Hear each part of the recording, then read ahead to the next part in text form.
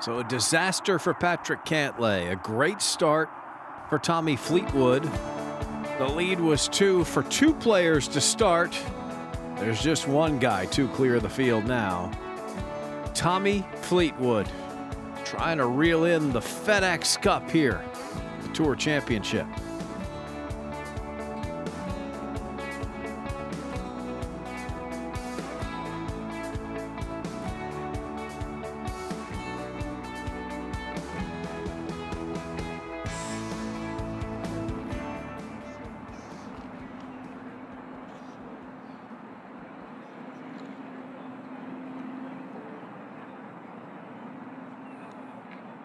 Akshay has a quiet round going so far, -2 on his day.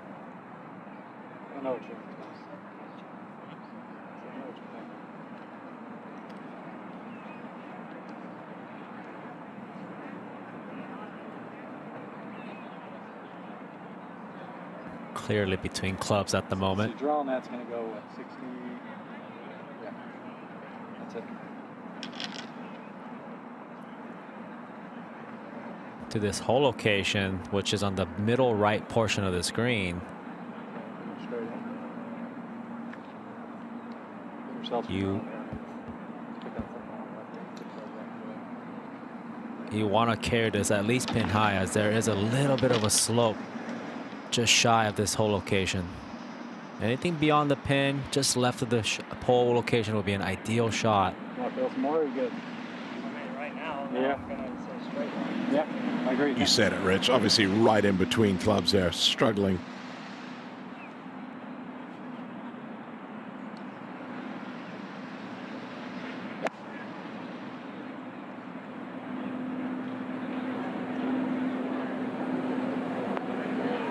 Just covers the ridge. Well executed shot. I'd say you picked the right one.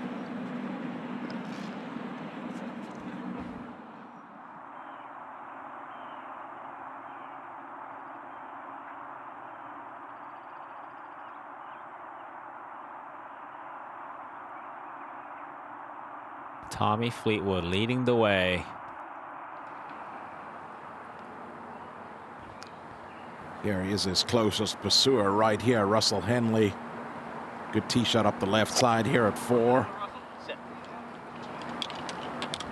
Don't want to be long here at 4. Well, it's going to be a tricky one coming up, Brennan. Yeah, that's going to be a big ridge that he's got to deal with at the back middle of that 4th green. Scotty Scheffler, the hole shapes right to left, but electing the 3-wood off the tee.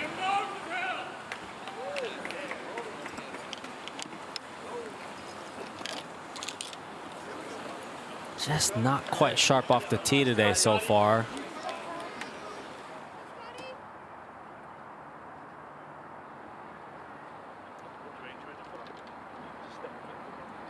Well, Cole, if you're Tommy Fleetwood, you've got off to the exact start that you would have liked. Yeah, it'd be interesting, the conversation, the back and forth with him and Ian Finnis at this point, you know, just to sort of say, hey, do we need to be a little more defensive? Can we pick and choose our moments, or do you just put the hammer down? 140.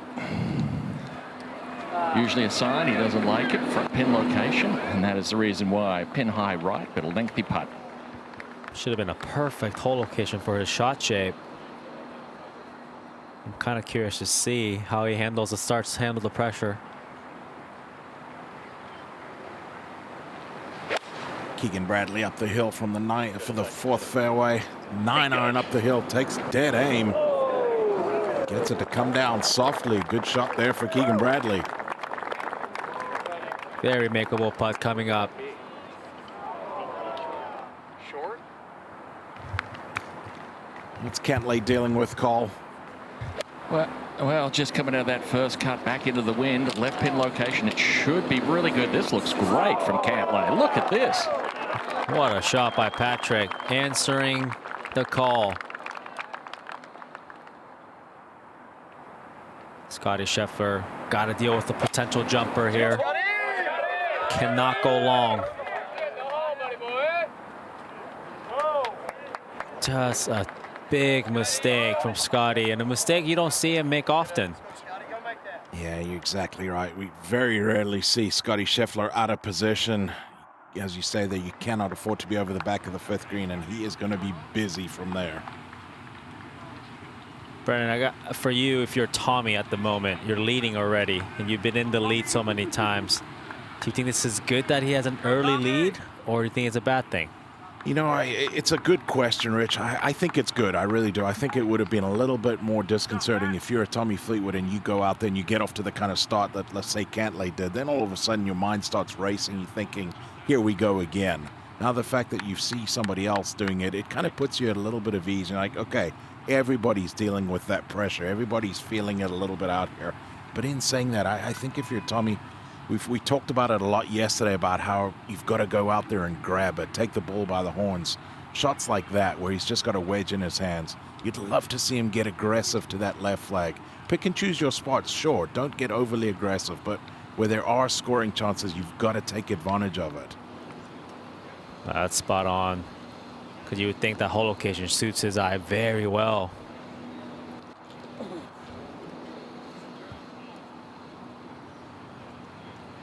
Cole, what's the back and forth like in the group between these two guys? I would imagine that we're not going to see a whole lot back and forth between Fleetwood and Cantlay.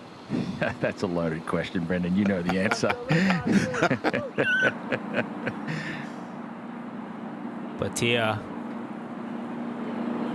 keeps the momentum going. He's slowly creeping up there. He's looked very good so far. In line for a nice high finish.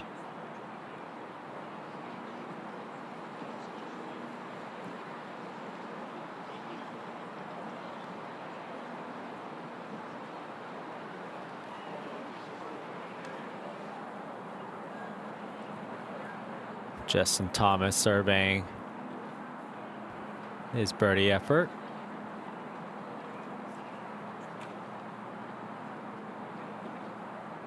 This one should have a little movement to his right, up the hill.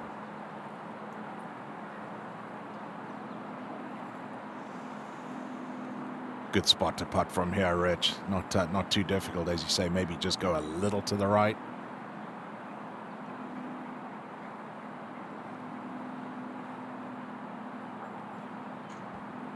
Oh, such a cool view.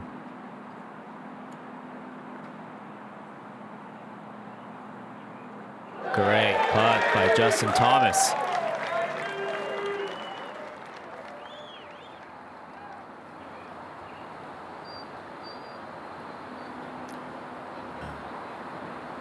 That's pretty good there, Rich. Not one that you wanted to get overly aggressive with.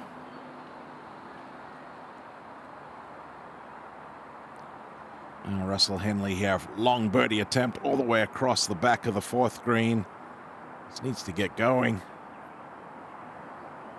That's a very difficult putt, well judged. Yeah, that was very quick on the backside of that slope. He's going to have about 4 feet there for par. This is as tough as it gets. Scotty needs to have a lot of speed through this and just get it on the green.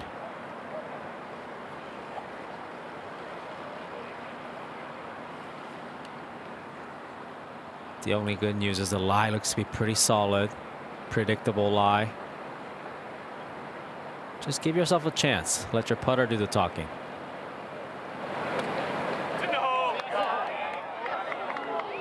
Really well done. Yeah, you said it. A lot of speed, create some spin there. Landed it into the green, was able to get it to stop pretty quickly.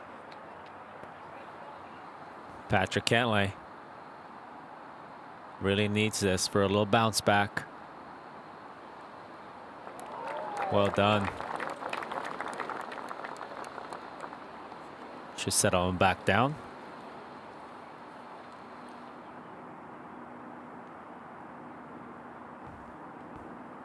Couple holes ahead, or one hole ahead, excuse me, at the 4th here. Keegan Bradley down the hill, right to left. This looks good. This looks really good. Seen so many players make the same putt. Very comfortable putt for the right-hander, just going a little right to left, and Keegan Bradley remains a big part of the story here.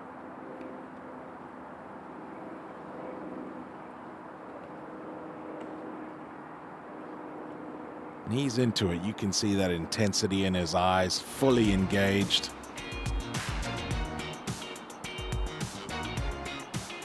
Wow. That's pretty cool there. The last playing captain, Arnold Palmer, back in 1963. Will Keegan Bradley be a playing captain at the Ryder Cup? Cole, what's Patrick Cantlay dealing with? Nice birdie there back at 3. Yeah, that's exactly what he had to do, Brendan.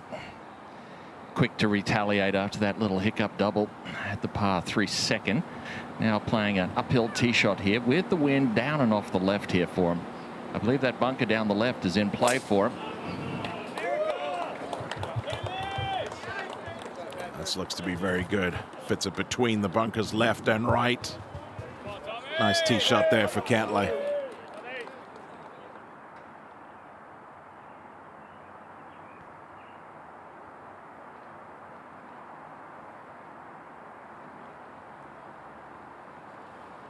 Patrick Cantlay trying to level some things off here.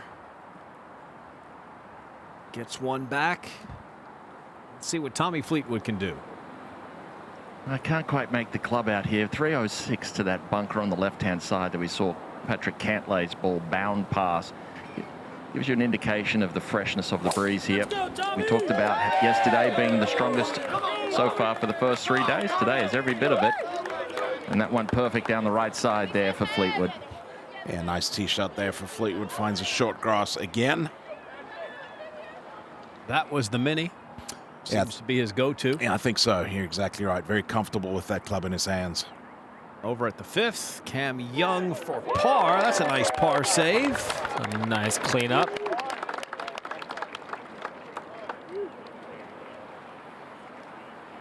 In that group with Scotty Scheffler. Go back to the 9th now, and Chris Gotterup. A ton of speed, which will help him elevate this ball to this tuck pin. Wow, what a shot by Gotterup. Good start for Chris Gotterup. A couple of birdies today. This is a par effort for Scotty now at 5. Has to go in. The glaring putt. That's the one you're going to walk away being very frustrated after hitting it over that pin. So second bogey of the day for Scotty Scheffler. Now 6 shots off the lead. It's Fleetwood by 2.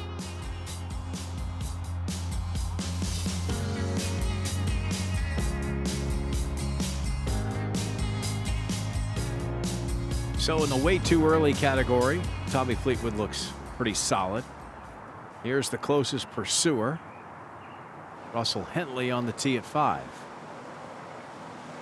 Trying to just keep it in the fairway, playing his game.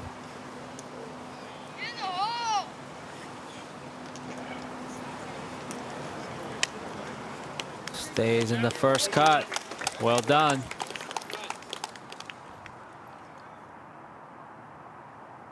So these groups are going to see each other. They come down the hill at 5 as Fleetwood's group is working up the hill at 4. They could wave. Akshay at 7. So good. I have to see it one more time. Yeah, we saw that one a little earlier. I like that. Now over at the 6th, it's an eagle putt for Sam Burns. Lengthy eagle putt back up the hill. That's pretty good for speed there for Burns. Now, can the hot round continue for Brian Harman? This is for par, though, at 14. And there's the first bogey of the day. It's not done yet either. Hard pull there, and Harman's going to have about 4 feet for bogey now. Go to the tee at the par 5 6th. Cam Young. Just trying to get a ball in the fairway here at 6. 6th hole in range for everybody in the field. One bunker down that right side that is in range. And that is going to be left of the bunker, and that'll be just fine there. So he can reach from there.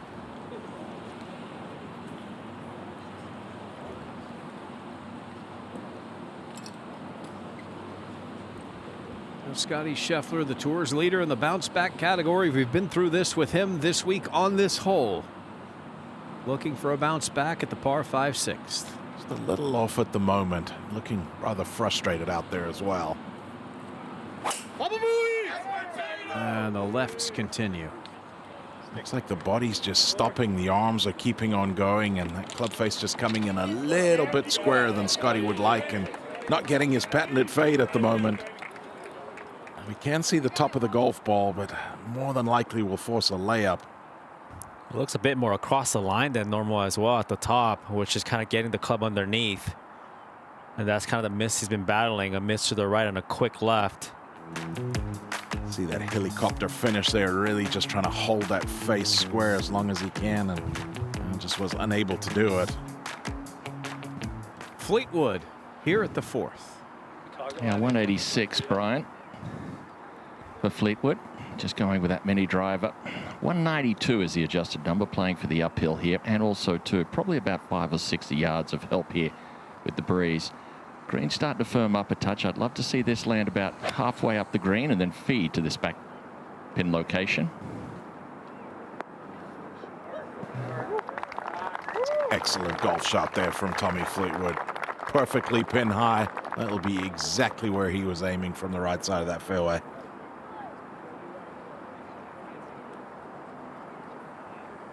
And now Cantlay, who is 3 back. Now 172 adjusted here for Patrick. A little bit more of a cross and down here for him on the angle. Scored a very aggressive iron shot at the previous with a wedge. See how much he's prepared to take on here. Hoisted it a mile in the air. Great looking line. 2 beauties. Yeah, a couple really high quality iron shots there from both those guys. Tommy Fleetwood with the easier of the 2 putts.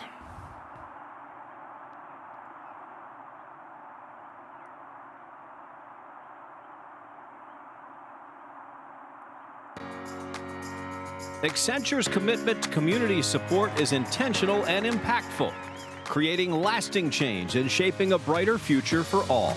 And that commitment is shown at the annual Hope Tee Shot, which represents the hope that has spread through Metro Atlanta since the rebirth of the Eastlake community. On Thursday, prior to the opening round, Aiko Benford and Samuel West had the honor of hitting the Hope Tee Shot, officially kicking off the PGA Tour's season finale. As part of the tournament's tradition, both Aiko and Samuel will receive a $10,000 scholarship on behalf of the Tour Championship's proud partner, Accenture.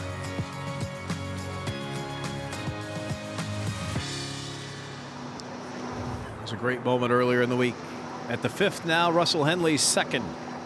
Ball below his feet. Gotta land this about 5 paces, 6 paces short of the pin. And do not flirt with going long. That is well done by Russell.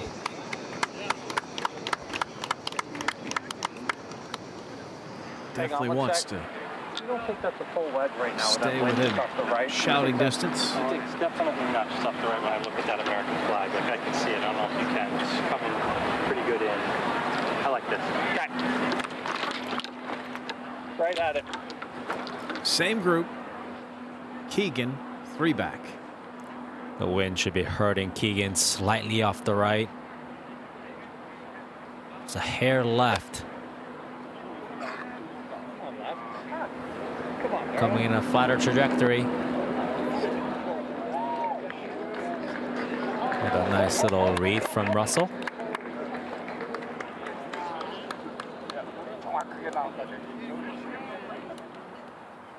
All right, live for Scheffler here at the 6th, the par 5. I think a little more speed. Perfect. Lies good enough where he feels like he can get something up there. You just want to squirt this up the right side. Give yourself a little bit of an angle for the 3rd shot. No 7 wood in the bag the last couple weeks. We've seen it a couple times where it could have been helpful. This is the 3. There's one bunker up that right side that you've got to avoid.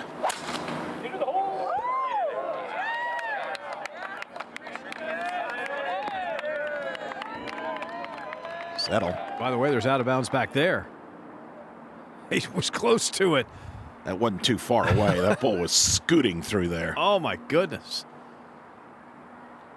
Bet we see the 7 wood at Bethpage. Back to our final group at the 4th and Fleetwood. And a very similar looking to putt that he made back at 2.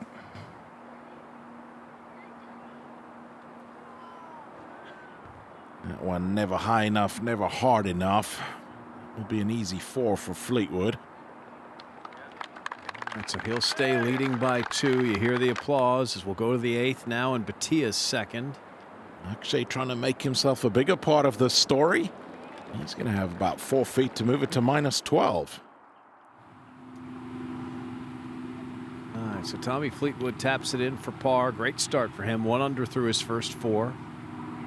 Leading by 2. He said he was going to evaluate the little things that he had done throughout the entire week in Memphis when he missed that playoff by 1.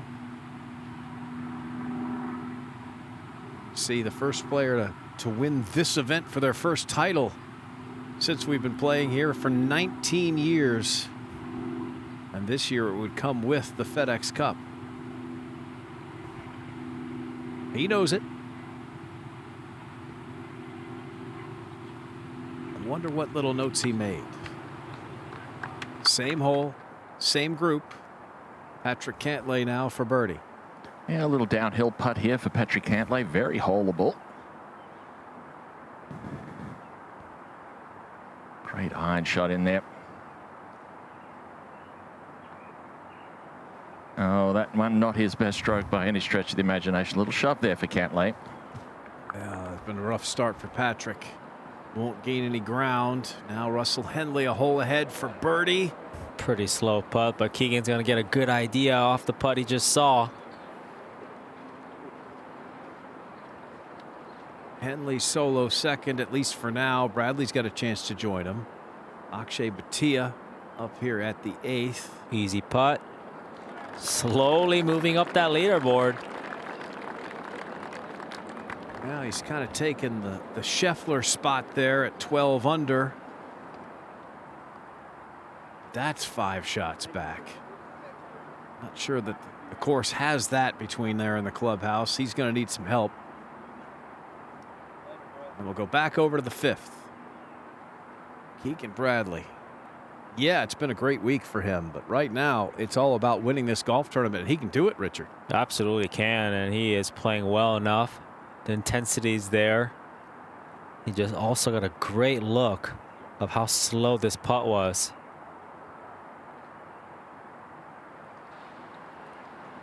Moving up the hill, should be moving to his right. Just not enough speed. Both players being fooled. Slightly into the grain. 5 top 10s this season for Keegan. One of them was a win at the Travelers. He beat Tommy Fleetwood on that last hole. It was Fleetwood's first of the 3 54-hole leads this season. Fleetwood doing very well with his second one. Rory McIlroy here, off the green at 13. Just slightly over the pin. This lie's a bit unpredictable, but still shouldn't be too difficult. Gonna have to play a little bit of a explosion shot, as he will not be able to get a clean contact on the ball. You can see him setting up with the wide open club base. Let it slide underneath, pop it out of the air.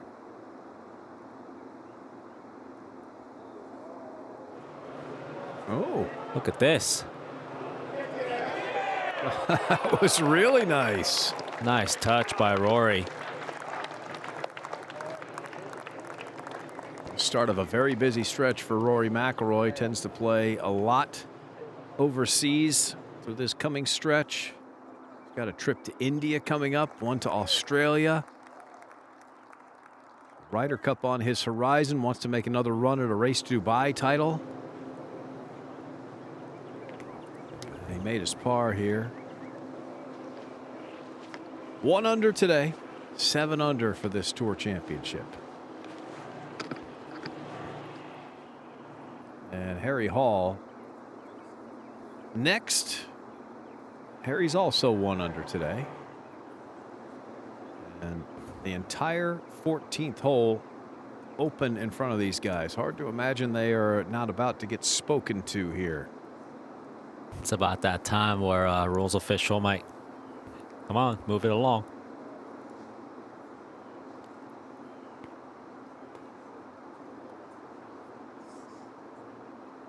Nobody's in a rush. There's a lot at stake. However, this is a very fast golf course. Tees and greens right next to each other. Tiny little piece of property. It's a fast putt as well. It's going to be influence. Be moving to the right.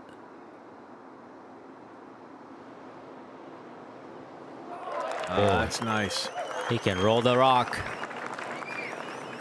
This is the group in front of them on the tee at 15, and they are using this alternate tee here for the second day in a row. Much scarier shot. This whole location as well in the back right sliver.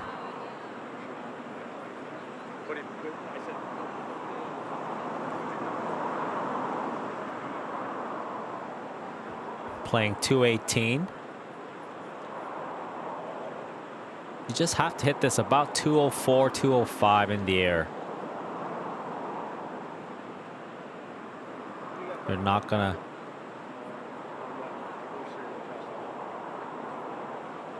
You're not gonna see many golf balls going long to this pin.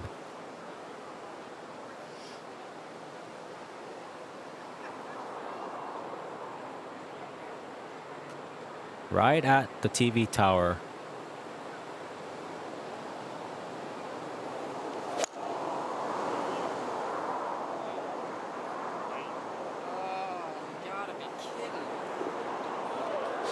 Oh man, such a difficult hole.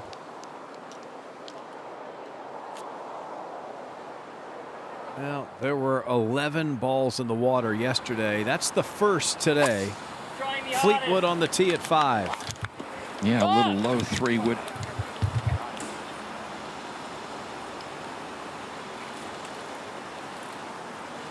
Oh, I can kind of see the ball. That's a good sign. That's over by the forward tee at 4. That's way right. Now Cam Young at the 6th. Very dangerous shot. Gutsy play. Could not have done this any better. What a shot by Young.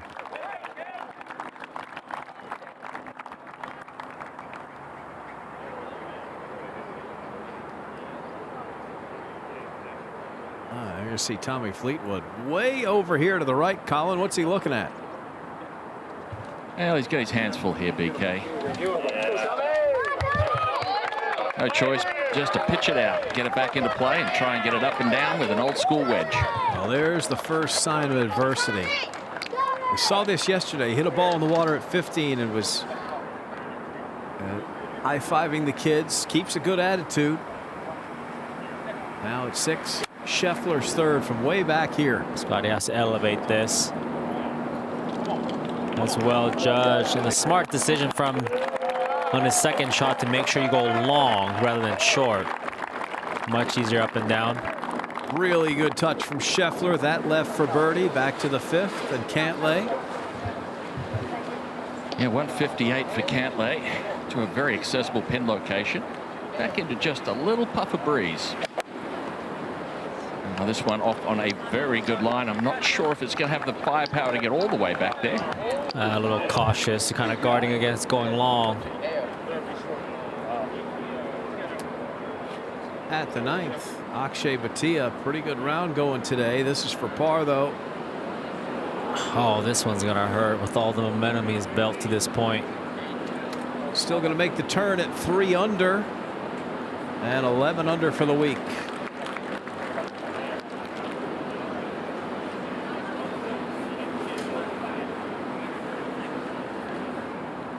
Back to the par 5 6th. And a couple of short birdie opportunities coming up here. Cameron Young first. That Scheffler's in there. They would both try to get to 12 under par here. Not a whole lot to this putt. I mean, a brilliant third shot from down on the left side. Cleans it up nicely. Great bird.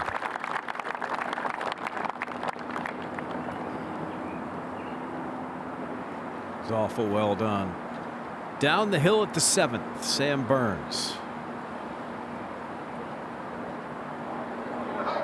Oh, perfect speed by Burns. Back to back for Sam. 7 off the lead. Remember, our leader is in trouble, which makes this one a little bit bigger. Scheffler to join Young now at 12 under.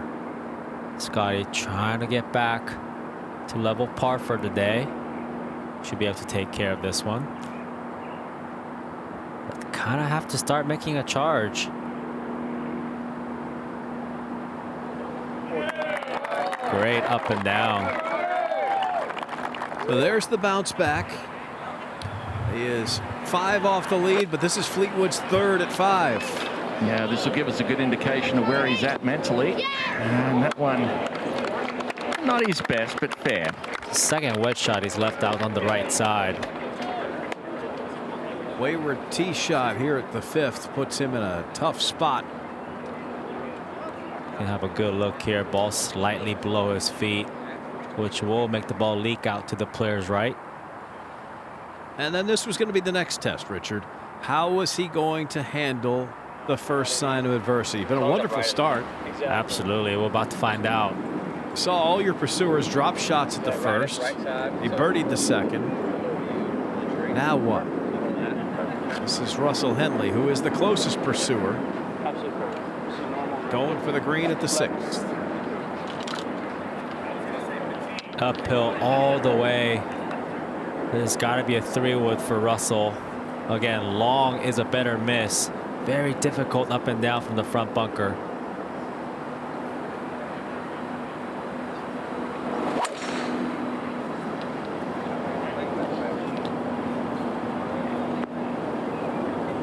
Avoiding on the right side. It's going to be a pretty basic pitch shot coming up. Good miss. Getting a little tougher as that ball backs up toward him. That ball was still moving there. Looked like it was going to stop. Big drive from Keegan here. Keegan's been about 20 yards ahead of Henley all day.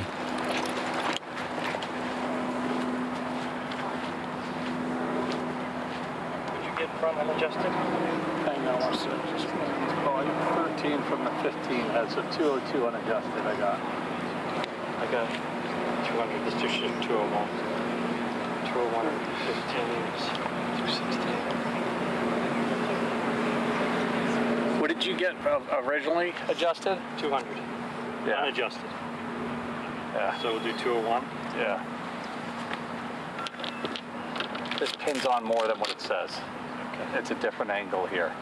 So 201, and you're doing how many up? Did 15. Let's do 14 because it's got closer to this. All right. 215 front, Yeah. and the pin is on 15. 230. Here it is. Helping? Yeah. Just a good 4. Just got to get it by. If we can get it past here, I mean, 4 is plenty. You can. Come here for a second. Am I going sort of at that? See the U? Just the left center of the U? Yeah, that U is exactly this. Okay. Any direction? Just maybe a little bit of right to left in it. Okay. And you've got help behind you. I think that gets us past it perfectly, Keegan. So they're playing 15 yards uphill at 6. They are, and it's playing about that.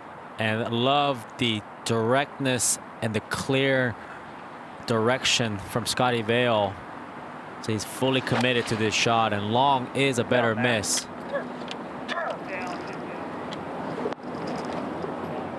Smart play. Get it beyond the pin. Give yourself a look. You just don't want to flirt with being short. Eagle putt coming up for Keegan Bradley. 3 shots back. Back at the 5th a moment ago. Patrick Cantlay for the birdie. Yeah. Does he have enough? Great effort by Patrick. Was not his best second shot. Still looking for that second birdie of the day. Big putt for Tommy Fleetwood here for par. Huge putt. First blemish of the day. So now, how do you react? It was very bad tee shot for Tommy. Put him in a really tough spot. He is one shot clear now, looking for that first win at this Tour Championship.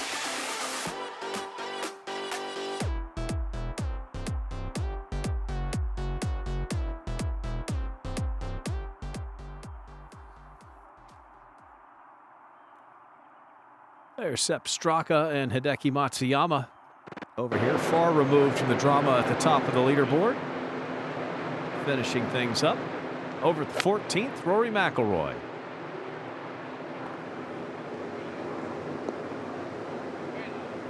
It's not quite sharp. Rory, unfortunately, not his week so far.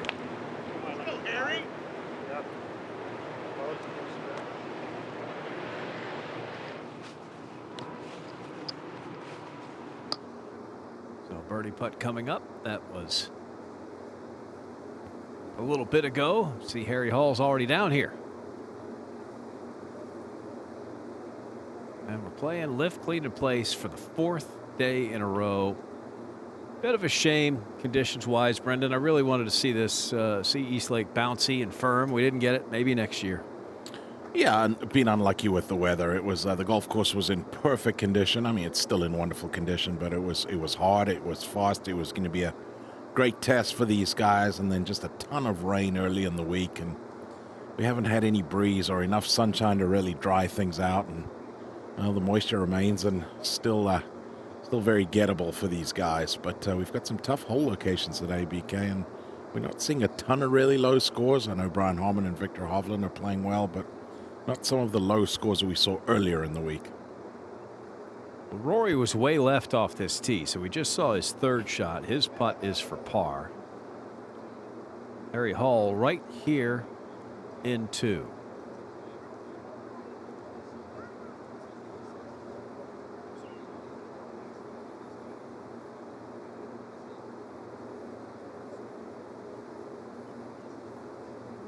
Harry Hall lining up a birdie effort here at the 14th.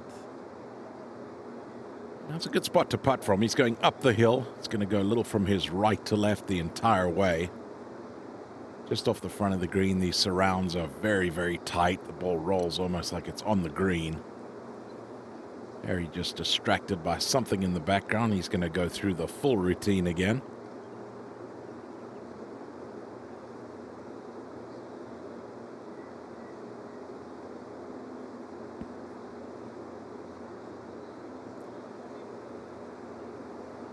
Still not settled.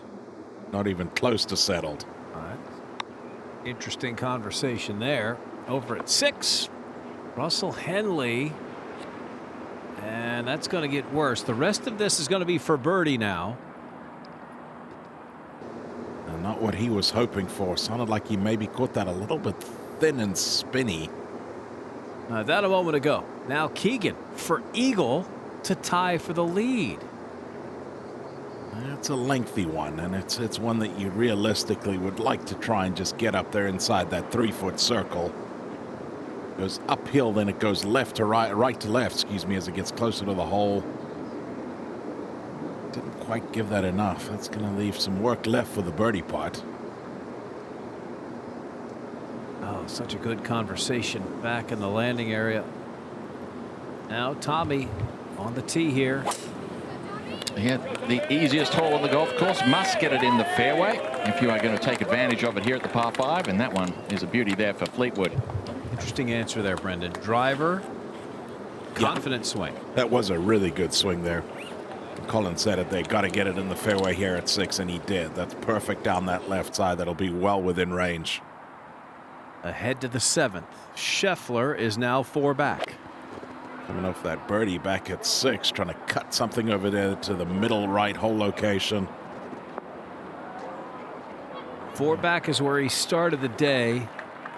He's not driving it as well as he'd want to, but that one came from the fairway. Back up at the 6th. Birdie putt for Russell Henley. This will tie him for the lead. And this is not what Russell Henley was hoping for as far as a birdie putt. This is very difficult. See there, that big ridge coming off that bunker that guards the front left portion of the green is going to kick it hard to the right. Very easy to miss this to the right.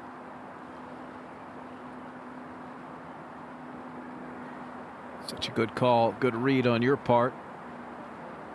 Yeah, disappointing chip shot there for Russell Henley. It wasn't the easiest angle, but it's one that you would have liked to have gotten over that ridge where you can get a much straighter putt.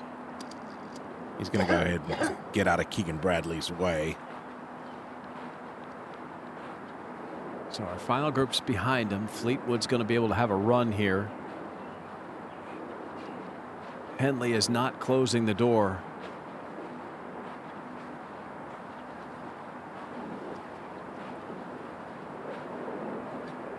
We are starting to see things bunch up a little bit, BK. A lot more guys are a big part of the story now. Cameron Young just 4 shots behind.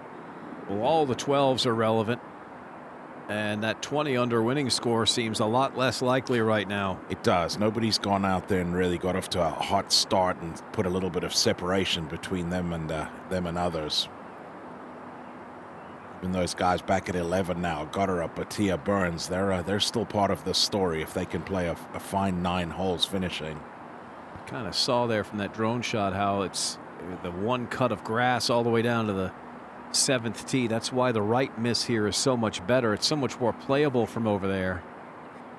And now Keegan has gone to full fidget mode. The pressure has really started to build here on Sunday. No doubt about it. As the pressure starts ramping up, guys will fall back into whatever habits it might be. The slower players will typically get slower. The faster players will get faster. And that's a big part of trying to get across that line. You want to try and remain that with that consistency. As you see Keegan knock it in there. Continues to look at the hole over those short putts. That was a solid 2-putt birdie for Keegan Bradley. He's 1 back. Scheffler now for birdie at 7. Putting from a low area, comes up a ridge. It's going to kick it from right to left. Can Scotty make a long putt, get things really going? Just left all the way. Even par today. Up at 8, Sam Burns for birdie. Sam, one of the best putters out there. Easy putt, little right to left. He moves one closer. Now just 5 behind. And back at the 6th, our final group. See if we can't hear Tommy and Ian talk about this.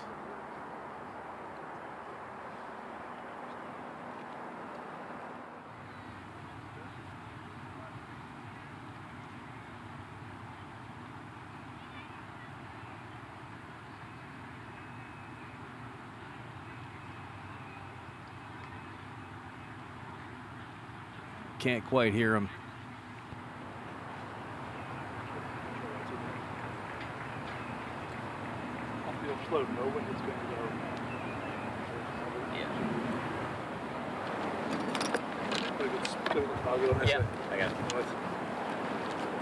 I think if you could hear them, Brian, what they were saying was you've got 234 yards playing uphill 15 for 249 adjusted. Pins tucked all the way over in the far left-hand side, guarded by that green side trap short and left. Good shot here would just be to land it maybe 5-10 paces on, just covering that right edge of that bunker and then just kick it up into the middle of the green. He's birdied this hole every day. He needs to continue pressing on these 5s. Coming off a little bit of a launching pad. It's going to help him get this way up in the air, get it coming down a little softer. Oh, that one's skating all the way to the back and off into that collection area, Brendan. Landed on that down grain spot. Nothing holding it back there. Shouldn't be too difficult of a chip shot, though, for Tommy Fleetwood. Plenty of green to work with. All of a sudden the day has gotten a little stressful here. Tommy Fleetwood, although in reality it's been stressful the whole way. He's had a 2-shot lead. Now Robert McIntyre over at 11. Can somebody get out there and post? Someone like a Robert McIntyre, still 4 shots behind, but can somebody get out and post a score for these guys to look at? Now Cantlay at 6. Yeah, 236 adjusted for him. I would imagine this would just be a perfect 4-iron, possibly a 5 if he's trying to just ride that breeze just a touch. He's only played this hole 1 under of the week.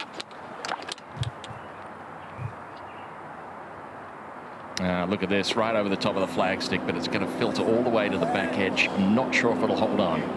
No. Gets down in that bunker. Perfect lie down there. That shouldn't be too difficult at all. But these moments going to start to get a little thicker.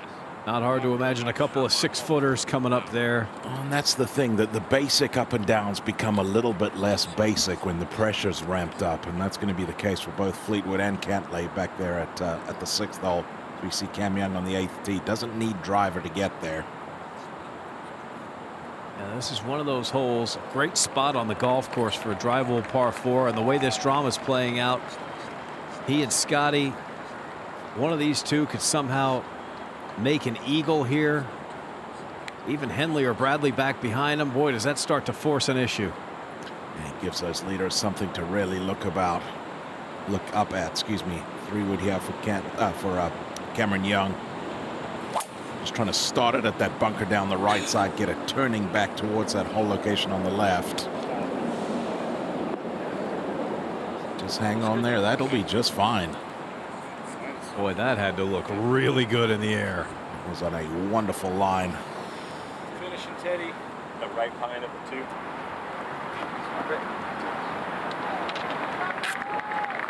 Now, Scotty's going 3 wood also. He's not as long as Cam Young.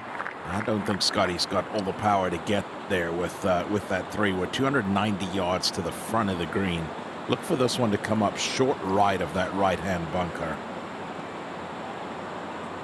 This also tells me that he's not comfortable with that driver right now, fearing that left miss.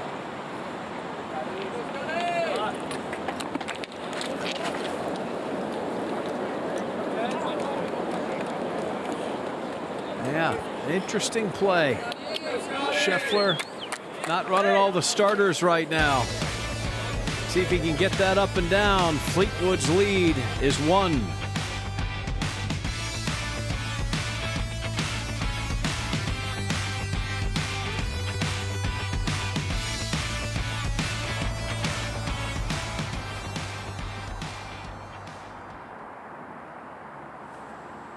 Pressure-packed moments here at the end of a season in the championship event. Akshay Bhatia here at the par 3 11th. Difficult hole and a difficult little shot there for Akshay, trying to cut the legs out of that one, get it to check up there nicely. He's gonna have to make a tricky little one to save par. Good round of golf going so far for Bhatia. 3 under through his first 10.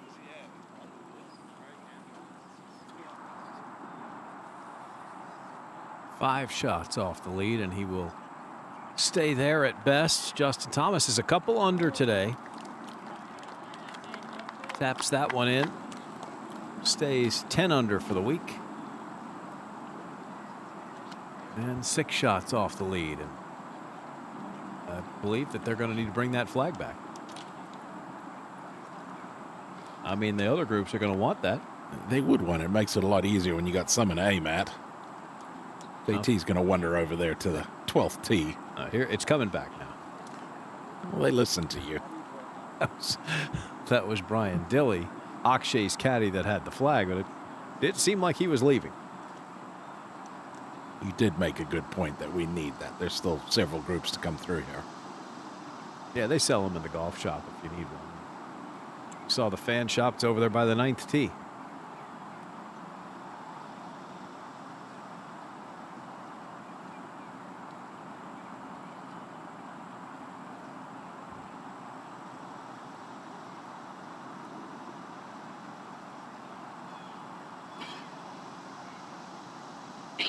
Akshay Bhatia with this to save par at 11.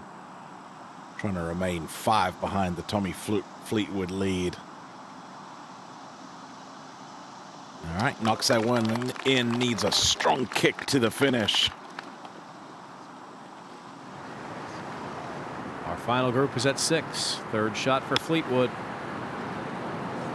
Oh, this is about as easy a shot as you could get, and very well thought out golf hole for Fleetwood. Well, that is far less stressful than we thought.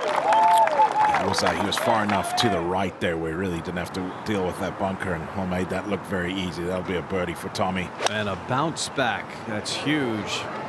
Henley at 7. And this is where it gets a little bit more tricky for Russ Henley. We've seen a lot of the field coming in here with short irons into the 7th. That was a long way back, and from that far back, pretty good. Was forced to play to the left and conservative. Yeah, he had 2-11. Cantlay at 6. Yeah, good lie here for Patrick Cantlay in the back bunker. Plenty of green to work with. I'd expect him to get this inside 3 feet. A couple really good shots there. Should be 2 birdies there at the 6th. Now Keegan at the 7th. Just inside of 200 yards. Just trying to hold something off there. This looks great.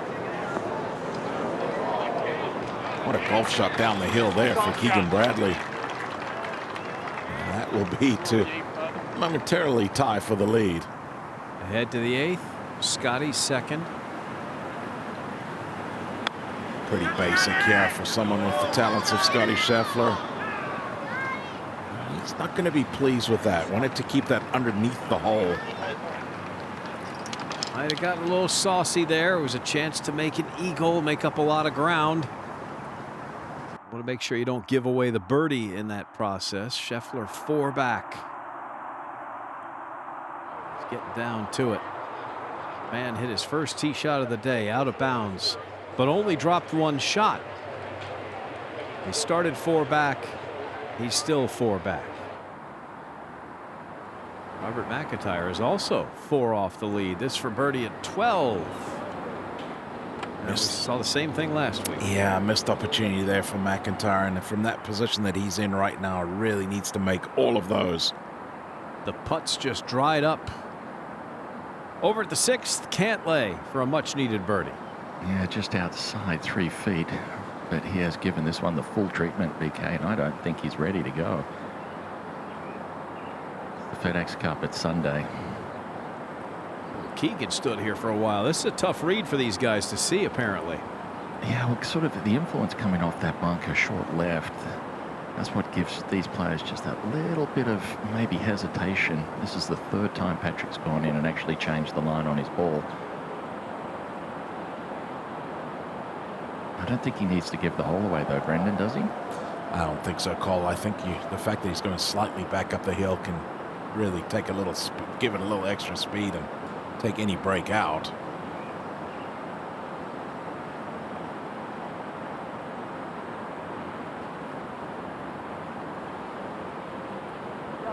And he did that. Wraps it into the back of the hole. Nice birdie there for Cantlay.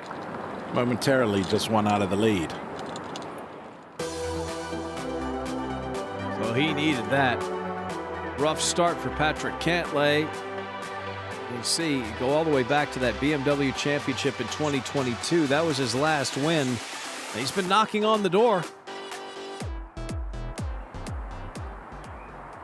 So 1 back for now. Fleetwood with just this left for birdie. That's a nicely played hole there from Fleetwood. Started with a good tee shot, left it in a good spot, and very tidy up and down, and a nice bounce back birdie. Under par for the day again, and 2 clear of, among others, Russell Henley. Here he is at 7. Realistically, when you're trying to get up there nice and close where you can just walk up and tap it in. You can see there what he's dealing with. Right here, goes down the hill. This one carrying a little bit of speed. Yeah, all in all, very good there. Now you're good. Now up at the 8th. This is an eagle opportunity for Cameron Young. This is makeable. This looks good. Oh, good attempt. Easy birdie for Young. That was also a moment ago. So Young made that. He's at 13 under. Scotty to join him now. Well done there. Scotty Scheffler back to 4 behind. Treading water. but not making up any ground. Cantlay now at 7. Yeah, downhill tee shot here for Patrick Cantlay. Got to try and fit something down that right side. 302 to cover the bunker on the left. 355 to the one on the right. This one starts down that right side. This looks good from my angle. Yeah, finds the right side of the fairway. Great position. Bit of a wild bounce, but he'll take it. Down to the green. Keegan for birdie. Oh, this will put some pressure on Tommy. Just a little tentative. Well, just like that, Tommy Fleetwood with the bounce back birdie can breathe a little bit. It's a 2-shot lead now, Colin. Yeah, and he took a good long look at the leaderboard that's just off to the left side of the green at 6. Oh, this one here, right on the right edge of that bunker down the left. May need to keep drifting a touch. Unfortunately, finds the left bunker. There's a camera in that bunker. It's going to get us a good view of his ball at some point. Just when he thought it was going to get easy, and I'm not sure anybody thought it was going to get easy. We'll go to 9 and Young. It's got to cover at least 203. Oh, just enough.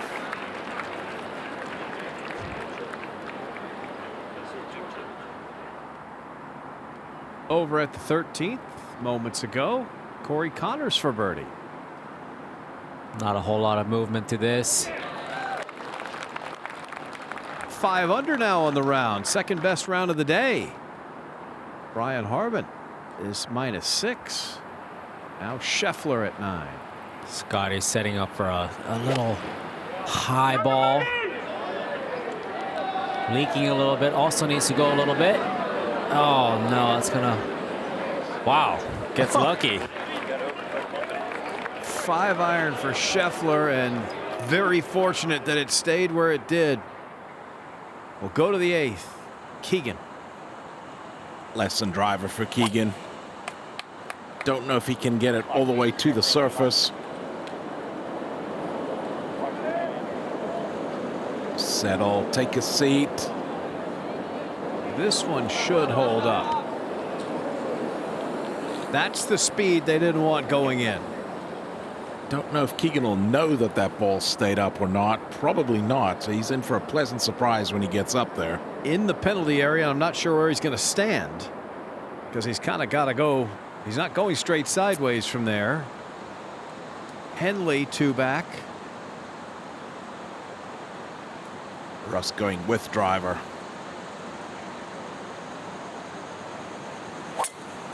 Let's see if he can somehow get this to take a forward bounce. Very soft in front of the screen. And that's fine there. That's a good miss out there. Very, very basic bunker shot. Well, the pressure is definitely mounting here. Keegan Bradley in the penalty area at 8. Fleetwood in a fairway bunker at 7. But right now, Tommy's got the 2-shot lead.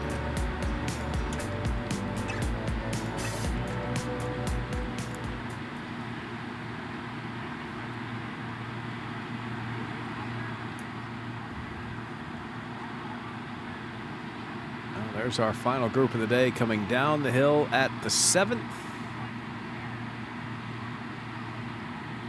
Patrick Cantlay still 1 over for the day.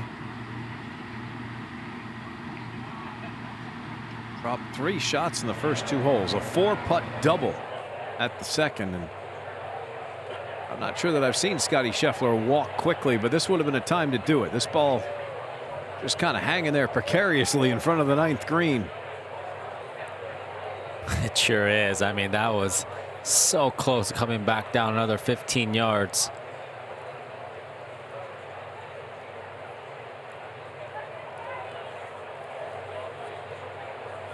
And now, because it's lift, clean, in place, he'll be able to pick that up, move it over probably to the right, and line it up if he wants to.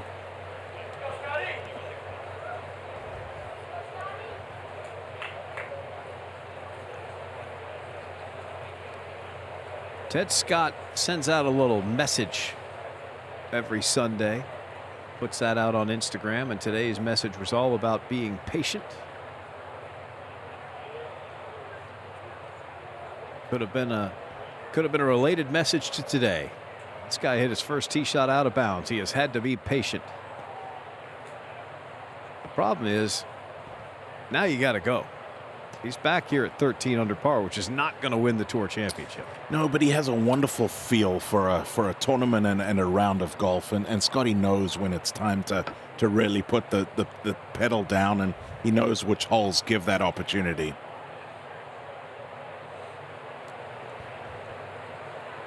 Scotty Scheffler gets away with one here at 9, gets a chance to put a putter on it from in front of the green. Go back to our final group. At the 7th, Fleetwood.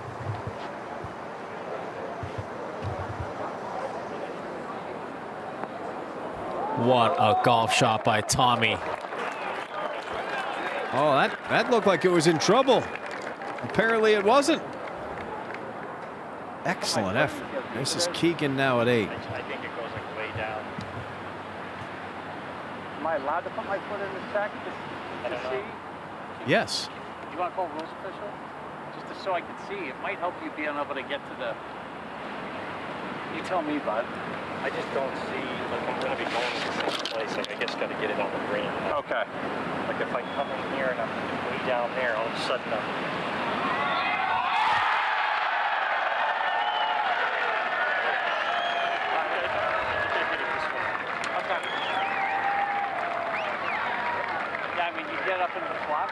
The roar from across the lake. We heard it while Keegan was sizing it up there at 8. This was Scheffler at 9.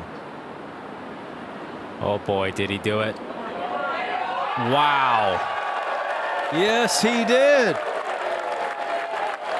How about that? Out of bounds in the first hole. Turns at 2 under. Impressive. 3 shots back. So Keegan is apparently going to wait on a rules official to see if he's allowed to see how deep that water is at 17. It's too deep. He's not going to hit the shot that way. Almost 3/4 of the way there. And while he waits, Russell Henley's going to go. Well, Keegan's got a little bit of difficulty down that left side. Russell Henley does not. This is as basic as it gets right here. Bunker shot, you can fly it maybe half the way there and then just let it release down towards the hole.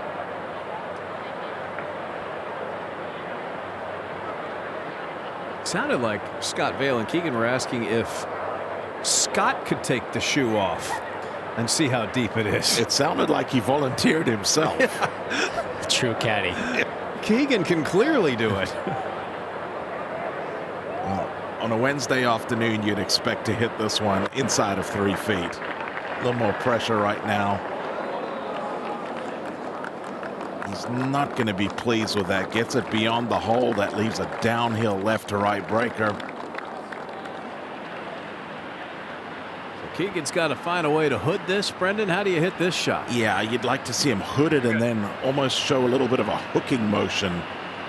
Get the ball bouncing up there with a little bit of topspin up there. You just want to make sure you get it beyond the hole. Get up there. Oh, we'll take that. He's got a birdie putt out of it, and after the tee shot, I don't think he was expecting that. And Scott Vail said so much. Yeah, considering they thought they were in the water. Yeah, that's a bonus that they do have a putt at 3. Sam Burns up here at 10. This is going to be one of the holes that we're expecting these leaders to take advantage of. Whoa. Sam Burns does exactly that. He'll have that for 4 birdies in a 5-hole stretch. Back at 7 moments ago, Patrick Cantlay. Ball slightly below his feet, and you don't want to miss it to the right. So playing a little defense this whole occasion.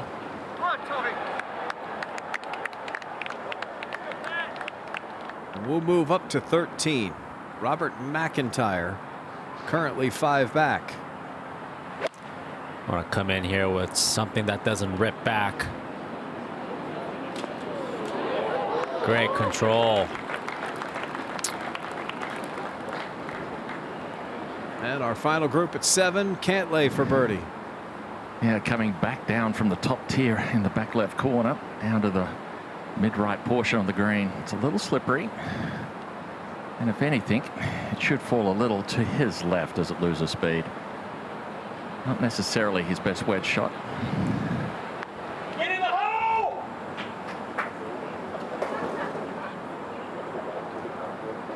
All in all, great effort there by Patrick.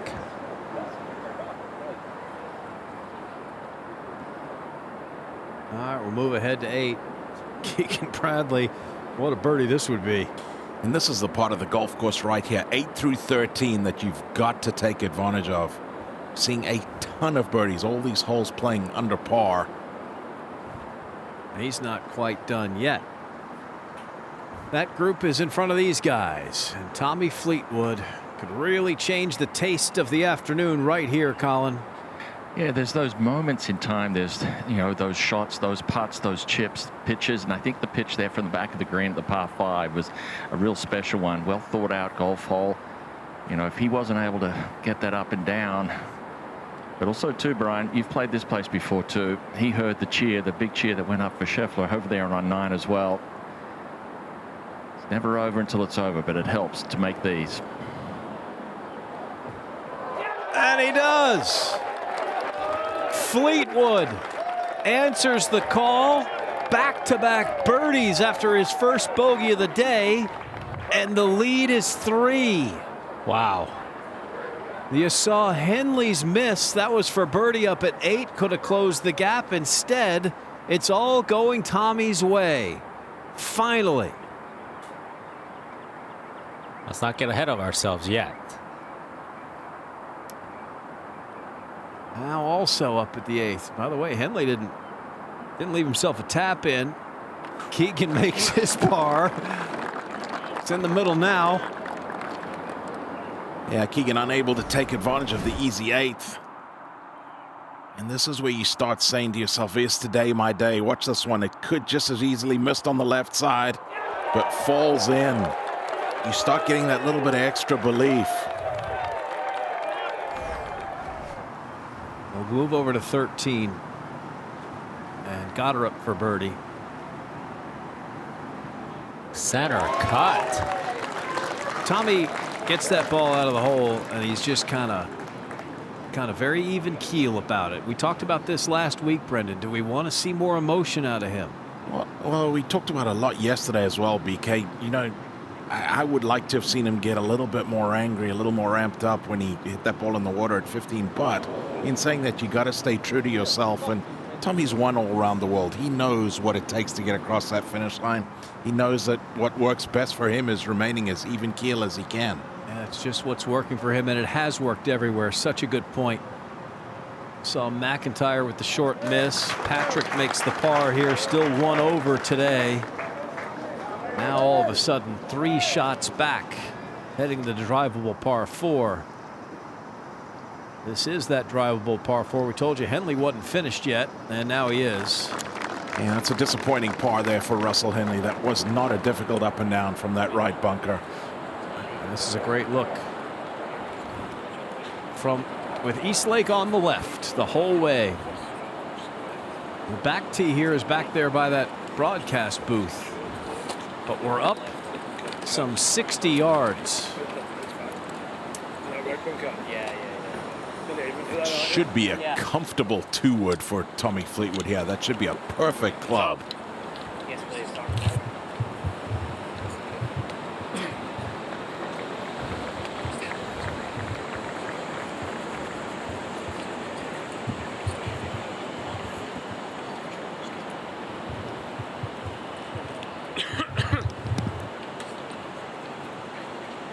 Well, he's only got a few choices, Tommy Fleetwood. Driver, mini driver, the 5-wood or the 9-wood. So I would imagine this is mini driver here. 3 beans all the way to the bucket, 290 to the front edge. What wind is there is all across from the left. Let the wind be a friend. It's got to be that. It's got to Well, be that wasn't a very committed golf swing. You know the one I hit, right? Yep. And that's up in the bleachers. Well, I think it's got to be that one, or it's going to fly too far. Well, he'll get a drop. Yeah. Okay, I'm fine with that. I got to find it. Can't imagine they're going to lose it. See if we can't get a look at it here. Yeah, heading right towards those bleachers, and I think it may have stayed up in there. And that's back by the 4th tee. Now Cantlay. Well, does he see a little touch of blood in the water here? Cantlay can hit that little lower driver as well. That's kind of what this shot calls for. Something a little lower into the wind.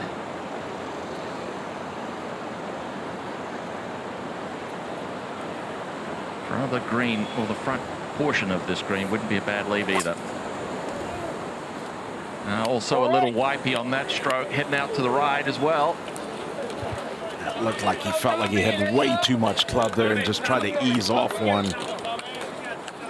These guys are both going to be busy over there. That's going to be chipping straight down towards East Lake. You catch a little flyer with that second shot, you can chip it through the back of that green and or through the what would be the left side of that green, get down to the water. There's the gallery there up in the grandstands. They have found Tommy Fleetwood's ball. They have it circled, and he will get a free drop. It won't be too far from where Cantlay is, as Brendan said. Now Keegan at 9. Coming in very high, needs to go. Just covers the front. Good golf shot there by Keegan. He's hit all 9 greens on the front 9. Now Scheffler, 4 back. Good opportunity to get one in here close up the hill at 10. Just a little wedge for Scotty. And he's, as he does so often, takes advantage of it. Beautiful iron shot. It was 4 back to start the day. Still 4 back, but all of a sudden we got trouble back there on the 8th. Now Henley at 9. Russell with the flatter ball flight. Got him keeping it just a little right. Ooh. Russell knows with his ball flight, he has to catch the very front.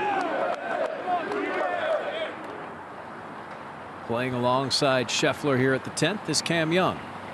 Well, the blueprint has been laid out. Just try and follow what you just saw from Scotty Scheffler. Oh, it does just that. A couple beauties up the hill.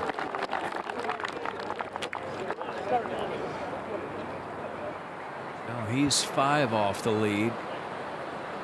Brian Harman with tremendous round going, and this chance to finish it off for eagle. He's not going to win the tournament, but he improved his position greatly today, and it looks good in the bank account. 63 today for Brian Harman. How about that day? And that's number 12 in Ryder Cup points right there. 63 on Sundays are good. Really good. I'll get the attention of some folks. Brian Harman looked like he may have been one of the odd men out there. Does 63 on the last day help? Maybe. Doesn't hurt. Doesn't hurt. Doesn't hurt, exactly. Cam Young, one of the guys battling for that spot. One of those spots on the Ryder Cup team. All 6 of the American picks will be made at the end of this week. Cameron Young came in 14th in points. You only get 12 guys on the team. He won just a couple of starts ago.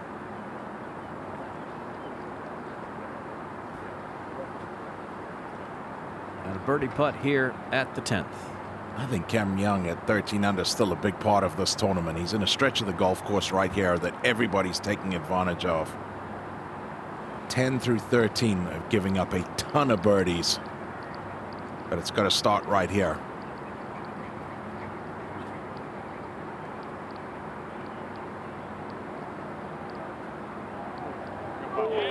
Nicely done there. 4 back. This is the situation at 9. Keegan hasn't missed a green yet. Henley in this deep bunker. Good news is there's plenty of green to work with. The bad news is he can barely see the flag. So this is where you really have to trust your feel and instincts and commit to your landing spot.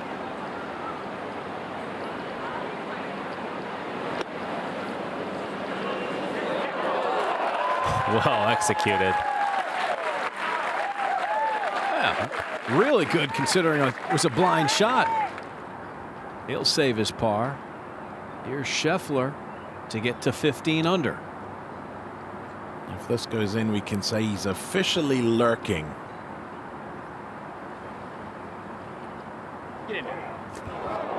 Saw that out of Scotty yesterday. Just struggled with the short putts.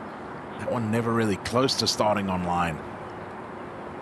Well, it's not hard to find the difference between Scotty and the lead right now. It's been that over the last 2 days. Even without his best stuff today, he could have been lurking. So can everybody just get behind the... Need everybody to move left down there, please. Keep going. All right, so Fleetwood's going to go look this over. Colin Swatton, you have seen it. He has taken his drop. This will be his second shot. What do you think? Yeah, well, you can see Ian Finnis is up on the green at the moment. Tommy Fleetwood has just taken his drop, now making the journey down to the green. Everything here from over those bunkers tilts and cambers all the way down to this pin location. The whole green complex tilts from right to left towards the penalty area. And don't forget too, just beyond that flag stick is what runs down into that collection area, and there is the thinnest of margins of rough down there. I would think any ball carrying too much speed would end up down in the penalty area for sure. And Finnis even pointing out to the front of the green where I'm located as an option. And I know Cantlay was having that conversation exactly with his man too, Joe LaCava. It's the first swing that he's made. It was a complete anti-left swing, and we saw him do it yesterday on 15. Made that same swing where he gets out in front of it, leaves that face wide open, and we don't want Tommy to start guarding a lead already. Meanwhile, up at 9, Bradley for birdie. What a nice effort. All right, that's right across. He can see all the trouble behind him if he wanted to. He's 3 back. The Island Green 15th, Corey Connors. Very difficult hole today. If you find the surface, you're doing great. And a 2 is even better. What a putt by Connors. 50 feet away. Back to 8 now. Second shot for Tommy Fleetwood. Well, their team has just got to be thinking to themselves, how do we make bogey at worst? This one is going to hang on by the smallest of margins, BK. They're playing defense.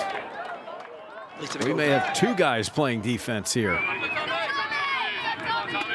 Cole, was it even an option just to chip it in that bunker short of the green there? Yeah, we'll get back to that. See, Cantlay may choose to do that. Here's Cam Young now, also 4 back at 11. Front left hole location, drawing it in. Just a hair too far left, but if it stays up, won't be too difficult.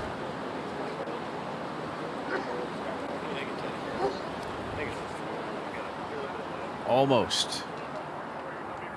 Now Scheffler. Scotty really wants to get one back. Got to keep charging.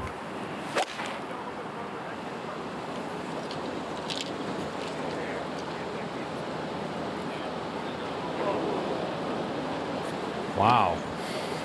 Just a little bit of a misjudge with the wind potentially. Should have been helping the players. Back to 8. Patrick Cantlay still taking drops here. When he's done in this area, Colin, what do you anticipate his target's going to be? Well, a lot's going to be dependent on how he drops this ball and what kind of lie he picks out of it. Now he's created a little bit more of an angle, back at this pin location on the front left of the green, 8. So hitting back away from the sort of camber and natural tilt of this green, and a touch back into the wind would make it a little bit more manageable, but so much of it now is in the fortune of that ball in his hand and how it's going to react when it hits the ground. He is really searching for somewhere to drop this that's going to be appealing. Cole, the question I had for you with regard Fleetwood was why wouldn't he just chip that into that bunker short of the green there? Take the risk out of maybe running it through the fairway and back into the water on the left side. I'm with you on that, and I've got my thoughts, but let's go to 18. Hovland. Chance for him to close things out with a birdie. 63 for Hovland. Matches Harman. And we talked about how there wasn't real low scores out there today. We'll have to swallow that one because there's been some great scoring here on this back nine. All right, we'll go over to the 17th. Check in on Rory. Back left hole location. Oh, right over the flag.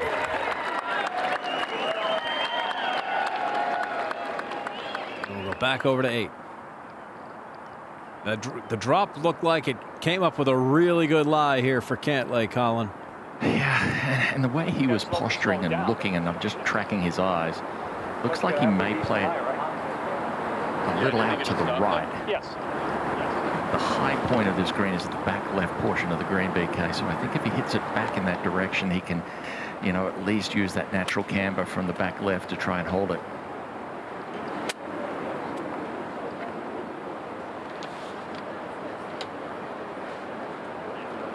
I almost get the sense as well that he knows that he has a chance right now to put himself right back in the conversation with a good one here.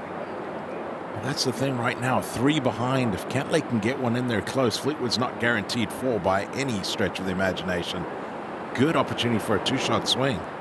Yeah, I couldn't agree more, Brendan.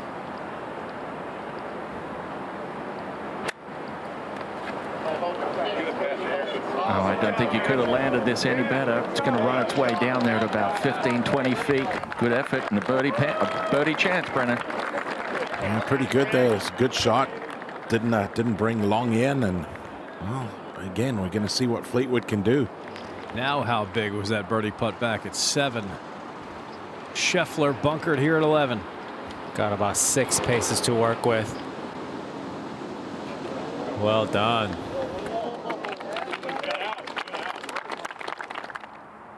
And this is our final group.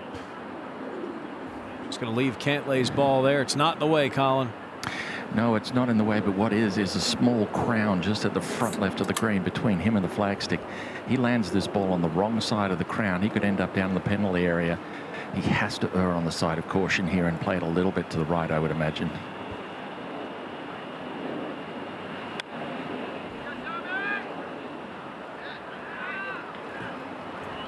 He'll get a read. He will get a read. That's okay. I don't think he's going to be overly pleased.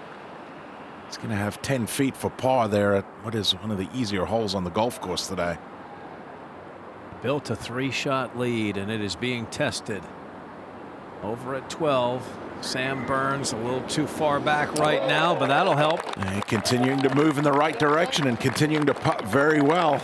It's 5 birdies in his last 7 holes. We got all those 3s in a row.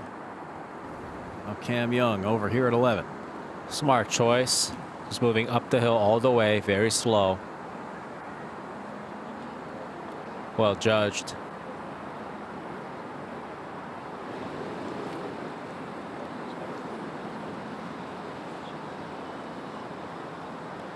And we'll go back to 8. Patrick Cantlay staring at a possible 2-shot swing. Disastrous start for Patrick today. He went 5-5. That was a bogey at 1, which is not a big deal. Toughest hole in the course. But then an un-Patrick Cantlay-like 4-putt at the 2nd turned into a double. He's been playing catch-up ever since. This was Rory over at 17 moments ago. Gets him to 5 under par. You saw that. 1 to go for Rory. It will not be a 4th FedEx Cup title. Now Cantlay for birdie at 8. Oh, you think that this guy doesn't know the magnitude of this shot right here. Beautifully executed pitch from out to the right, and now a chance to put some heat on the man some 15 feet to the right, Tommy Fleetwood.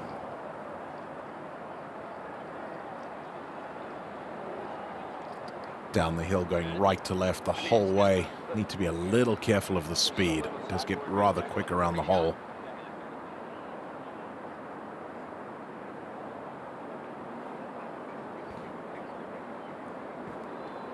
It's not going to get close to getting there. That's not going to help Tommy Fleetwood a whole lot as far as the read either. That was wishful right there. Out of a world-class putter. Yes. Henley's in the fairway here at 10, and he's 3 back. Yeah, while all that's going on back on the 8th green, these guys have got a good opportunity here to certainly pick up some ground. Henley's been excellent with these clubs all week. Very good with the wedges, and oh, that would have looked good to him. Just comes up half a club short. And our final group back here at 8. Huge par putt for Tommy Fleetwood. Well, he knows exactly what this putt does. Saw Patrick Cantlay almost on the same line a moment ago. It's all about execution. Oh, wow. That's massive. That's going to feel so good for Tommy Fleetwood. Going to feel like he absolutely stole one there. Doesn't lose any ground to his playing partner. He almost lost the ball with the tee shot. Anything but wet. Saves par anyway. Keegan carving it out of the rough here at 10. Got to avoid the flyer, and he doesn't. Flies over the back of the 10th green. That's going to be difficult from there. Tommy Fleetwood maintains the 3-shot lead. Over here at 15, Robert McIntyre on the tee. Scary tee shot. How much do you want to take on? Hang on. Boy, his 15th hole has been a challenge from the back tees.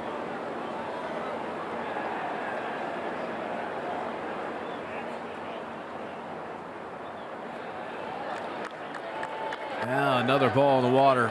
He did that yesterday. Rich Beam.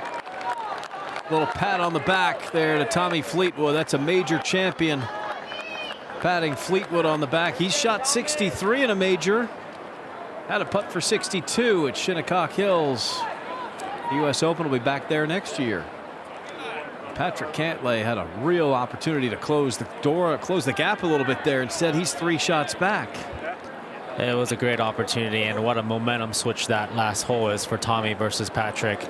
And Tommy can take that momentum to this hole location with his right to left ball flight. This is a great opportunity to take charge.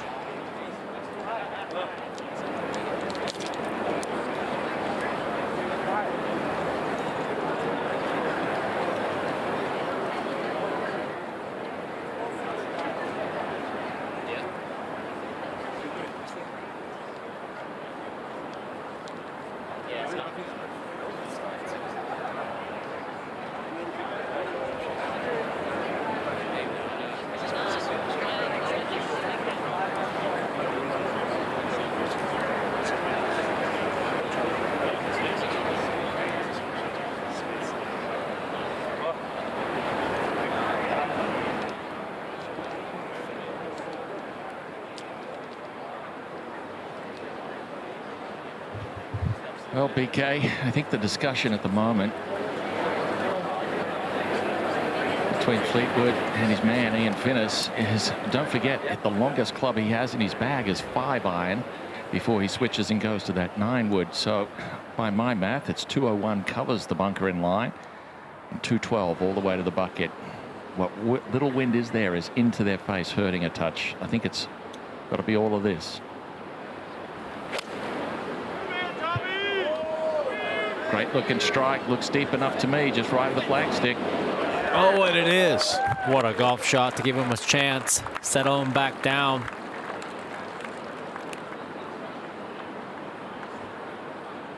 His longest iron. Fleetwood on the dance floor with a 3-shot lead. One of the closest pursuers here. Busy at the 10th. Got the face wide open, just trying to flip something up down the hill there. You can see just how much speed there is from the back of that 10th green, and Keegan's going to have to make a lengthy one to save the par. Now Cantlay back at 9. Yeah, just the ever so slight breeze back into Cantlay's face here. If he can hit it high enough, use that wind as a little bit of a backstop, I think he can get something close here. And right on the front left of the green.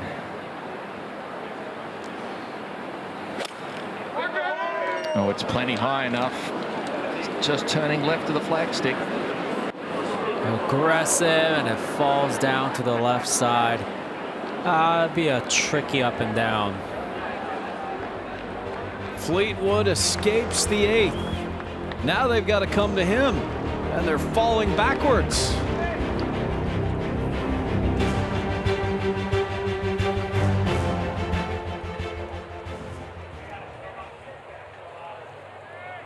Oh, this is fascinating. It was one of the stories we identified as one of the best we could imagine coming into the week. Well, you can just feel the gymnastics that's going on in Tommy Fleetwood's mind right now. You know, he comes off that great birdie at 7, which is one of the more difficult holes out there. Stands on that 8th tee, and you could see it was just the biggest anti-left golf swing. Hits it in a difficult spot and somehow finds a way to make 4 and finds a way to keep that 3-shot lead, and then steps on that 9th tee where now he's got to be feeling really good about himself now. Absolutely. I think he got his get out of jail card free on 8th hole, because that could have been the turning point. The one swing, like you mentioned, was such a defensive golf swing that he made. At the 10th, Russell Henley for birdie. He's got to start going in now for the pursuers. This looks pretty good on a nice line, but it's not quite going to get there. There's a lot of birdies that are being made, but majority of them are from guys that are further back. Nobody really putting a ton of pressure on Tommy Fleetwood right now. Scotty made the par back at 11, and just a wedge here at 12. He's hit some nice wedge shots today. This doesn't look to be another one. That was a little thick there. That's going to spin back down towards the front of the green. It remains just a little bit off today.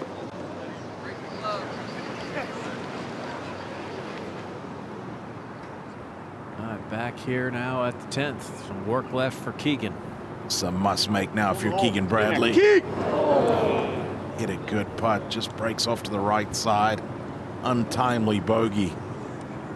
That will drop him 4 behind the Fleetwood lead.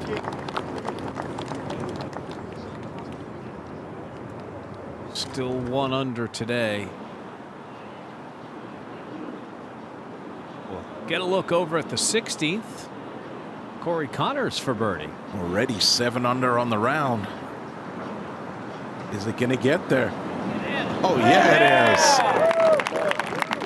Corey Connors, 7 under through 16 holes. He was 6 under before that went in. 13 under for the week and 5 back. This is a comfortable one. Henley on the long 11th. 210. A lot of the par 3s, similar numbers today. A little bit of a helping breeze. Gotta keep it just a hair right.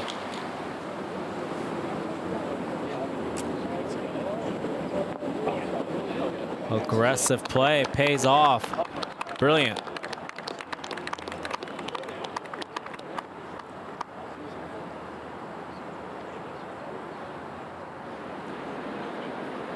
And Patrick Cantlay, did he force something here at 9? Put him in this spot?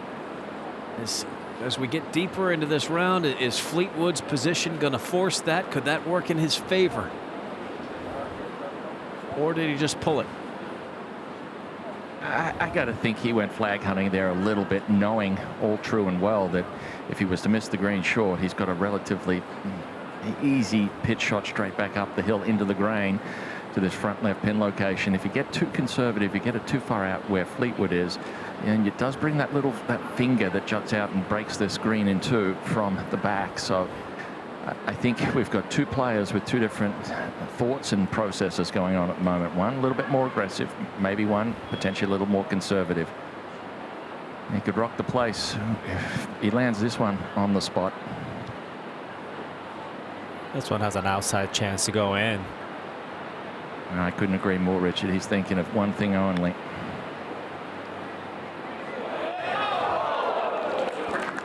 What a shot.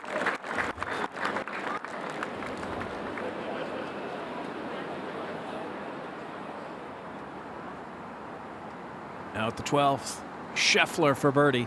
This is not what he was hoping for as far as a birdie. Look, when you're standing back in the fairway, a lengthy one going left to right. Just be a par at the easy 12th for Scheffler. Paints a little bit of a frustrated picture at the moment. Now Keegan. Keegan can hit his nice little high draw. This one has to settle a little bit. Not his best, but again, not going to be a difficult up and down. Where'd the wind go? Our final group here at the 9th. Patrick Cantlay made the par. So 3 back for now. And Tommy Fleetwood. Interesting choice here. Just going to leave the flag stick in, Colin. Yeah, I think for 2 reasons here. Obviously, this is an extremely fast putt up and over that little finger that I was talking about that dissects the back portion of the green here. And then also, too, it gives him a little bit better depth perception. Huge swing up and fast from right to left.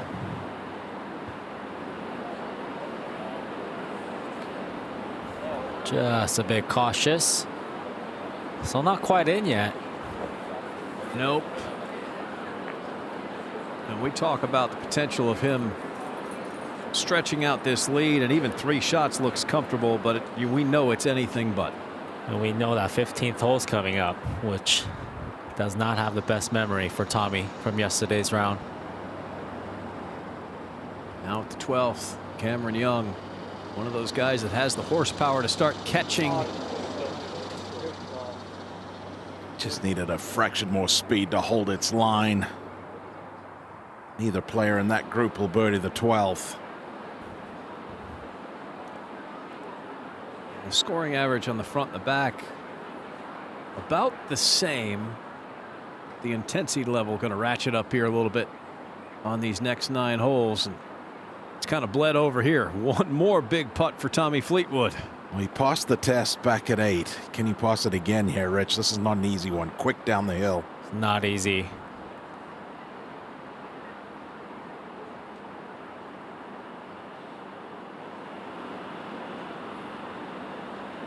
It's a big moment. He hasn't 3-putted this week, and he's got a 3-shot lead with 9 holes to go. Tommy Fleetwood, is this a walk of destiny for him? Is this his week?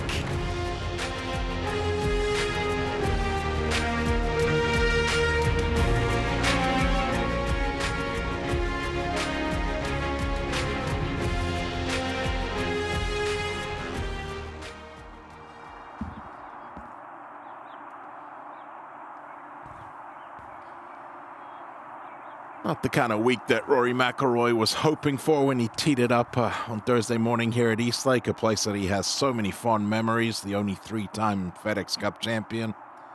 Just putting the finishing touches on the scorecard. He'll more than likely sit back and watch how this tournament unfolds. Tough week for Rory, but you know he's going to be glued, seeing if Tommy can pull it off, his good friend.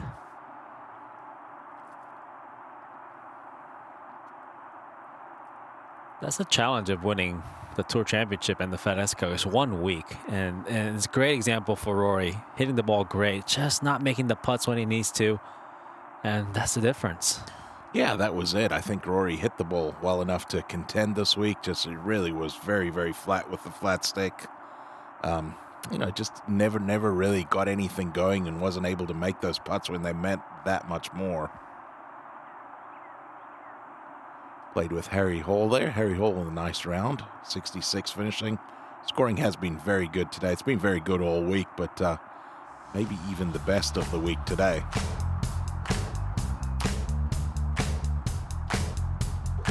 There we see it, the 2 guys there, and it's a tabletop for 2. Just Tiger Woods with the 2 FedEx Cups back in 07 and 09. Rory McIlroy, champion here in 16, 19, and 22. Incredible. Patrick has a chance to join this list. as the Scotty Scheffler, our defending champion, but they're going to have to get going.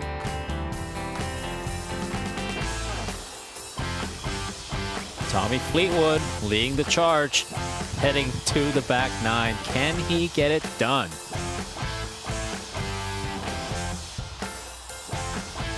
See the name Brian Harman. Wonderful finishing round of 63 for Brian Harman. Really helped his position here. Is that enough to get Captain Keegan's attention? It's going to be some very difficult decisions to make for Keegan Bradley. Some very difficult phone calls that he's going to have to make. Only enough for 12 on that team, and a lot of those guys in that bottom six are starting to play some very good golf this week, and a lot of different decisions for Keegan as we find Tommy Fleetwood on the 10th tee. Well, he missed it way right yesterday. Oh my gosh, this is a mile left. There's a lone pine tree down there he's got to avoid. That is left of the pine tree, left of the path. Did it hit that tree, Brendan? I couldn't tell if it hit it, Cole, but it's way left of it now, and it's over there towards the 18th fairway. Yeah, I see some marshals heading in that direction. That could be a huge misfortune for Fleetwood. Good hustle out of the marshal, though. I was giving a full sprint, and this one's going to need Keegan's attention. Moving up the hill. Well done. What are we seeing with Fleetwood? Well, I don't like what we're seeing. We've seen him miss one way right at 8, now way left at 10, and that's the last thing we want is a two-way miss to creep in. Scheffler at 13. And now he's got the two-way miss. Scheffler just not driving the ball well today. Swing does look a little bit more off. Try Patrick Cantlay here at the 10th. Yeah, no bunkers on this fairway here at the 10th. Just back into a prevailing breeze from the west straight into it. And this one down the right side may need a good bounce to stay in the fairway. Yeah, he didn't get it. But, Richard, that looks pretty good. Well, that does look pretty good. Over at the par 3 11th. This putt used to be really fast. Gonna move to his left all the way. Oh, man. Yeah, you just can't be too aggressive with that putt. Took out some of the slopes there at 11. This is the other side of the golf course. There's nobody on the front nine anymore. Second green there, third tee. We're looking toward Decatur with Stone Mountain there in the background. Great golf courses over in that area also. Now Keegan Bradley for par at the 11th. All right. So he stays 4 back. The lead is 3. Scheffler's got to manufacture something here at 13. Pretty big upslope, so as long as it's not moving too fast, it won't go over. I feel like there's an open face going to rip it. I think so, yeah. That's what I like. Scotty has to deal with a potential jumper again. He already has experienced that today. He's gonna have to kind of cut this around that tree and try to soften this hit as much as he can. I love that finish. A little Gary Player step through there from Scotty Scheffler, and that was another jumper, as you said, Rich. Quick pitch shot. Rory was back there. It's easy to catch a jumper when you swing it that hard, and he was trying to hit that little cut. Well, I actually need that rope down now. Fleetwood way left here at 10. Colin, what do you think? I've got to be honest. I got up here and I thought one thing only: this has got to be a pitch out, especially given the situation that he's in now, currently up in this with 9 holes to play. I think that's what they're posturing towards. I know Ian Finnis is kind of leaning that way, so I think they're just going to try and pitch this back out on the fairway and get it up and down from inside 100 yards. How do you feel? Well, get your thoughts on that front left green side bunker. I think they can get it there. Meanwhile, we'll check in at Cam Young at 13. Time to start getting aggressive at this point. Great shot. think of all those guys pursuing, Cam Young is looking the best. Still hitting quality iron shots. Just needs to see a few more putts go in now. Well, they're back at 10. Yeah, Tommy, you're right. Ian is. They're definitely not looking at the front left green side bunker. Ian is out here, and Tommy's like, we're good. Let's just come on back. Yeah, I couldn't imagine trying to get it up in that front left. You'd have to hit it off an upslope out of rough, over about 70 or 80 yards of rough to get in there. And I think that'd be kind of trying to squash a round ball in a square hole at the moment. Get it back out the short grass, get it up and down, and manage the mistake.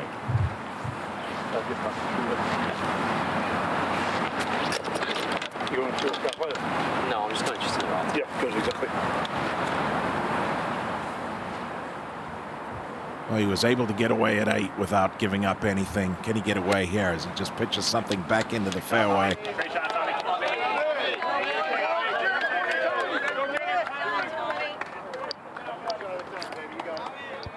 Not taking any chances with a 3-shot lead. Get it up and down for par. Before he hit that, Cantlay hit this. Well, this on its way from Cantlay from 130. Boy, this looks really good. Beautiful shot there from Cantlay, and a good opportunity to tighten the screws a little bit. Another possibility of a 2-shot swing. Saw that back at 8 and nothing happened. Let's go to 13 and Scheffler. Not overly a difficult shot. Still have to commit. You're not going to be able to get clean contact here. Everything will run towards the hole. It's a must up and down at this point.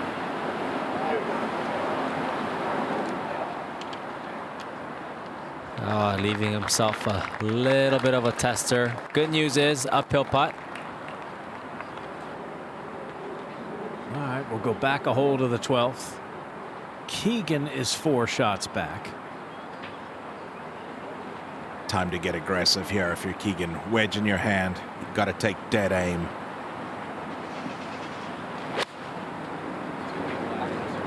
Do something good for us. Oh, that was right over the top of the flagstick. It's going to be very quick down the hill. Now Fleetwood at 10. Yeah, just 67 remains. I'd like to see something flighted down here. Skip it back there. This is all the way there. Oh boy, that's just outside 10 feet there, Brian. Here we go again. Again, that's going to be another very, very quick putt for Tommy Fleetwood, and he's going to putt first before Cantlay. Just flew that a little bit further than he would have liked. Almost caught the cloth of the flag. That would have helped. Ahead to 12 now. And Henley.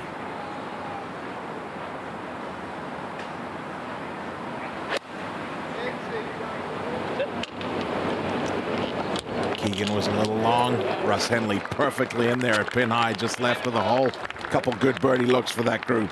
Well, if Cantlay doesn't pull off the 2-shot swing, Henley might. We'll go over to the 15th. Moments ago, Justin Thomas. 218, hit it about 205. Bleeding it from the left side. What a golf shot. Wow.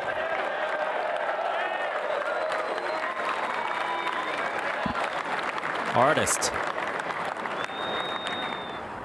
And then the birdie putt to pay it off. It has to go in. And it did. Oh, one thing is for sure, that hole is going to play a pivotal role in the outcome of this tournament. Justin Thomas able to get through there unscathed. 4th birdie of the day on that hole. Now at 13, Cam Young for his birdie.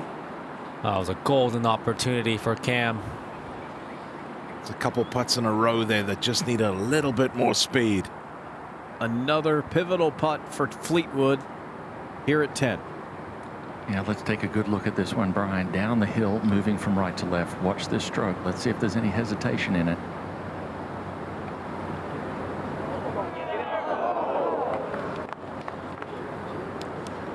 You got to say he hit that exactly where he was aiming. I don't think it was a poor stroke, just a misread. Eastlake is down to the right. Even after the reshape, that one's really tough to read. Now Scheffler to save his par at 13. Nice putt. That was a must make. Toughest par 4 on the PGA Tour coming up next. Has been that many, many years. That 14th. Now back over at 10. Cantlay for birdie. Well, we thought we may see a little two-shot swing back at 8. I believe we're definitely going to see at least that here at 10. Just a bleeder from his left.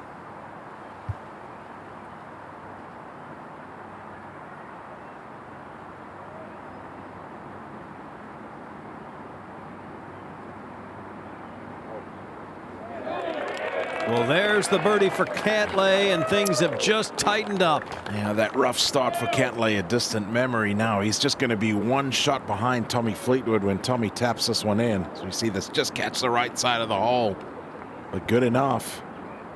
Game on. Cantlay even today. Fleetwood 1 under today, and the lead down to 1. It's just the second bogey all day on the 10th hole. And, well, set up by that wayward tee shot from Tommy Fleetwood. He's going to have to play from some fairways, make things easier on himself. Meanwhile, up to the 12th. This is the group in front of them. Keegan to get to 15 under. Quick one down the hill going from his right to left.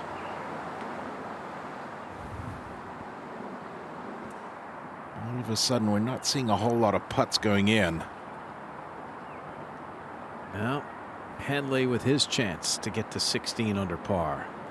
Good spot to putt from here. This one doesn't break much. Started 2 back, stays 2 back.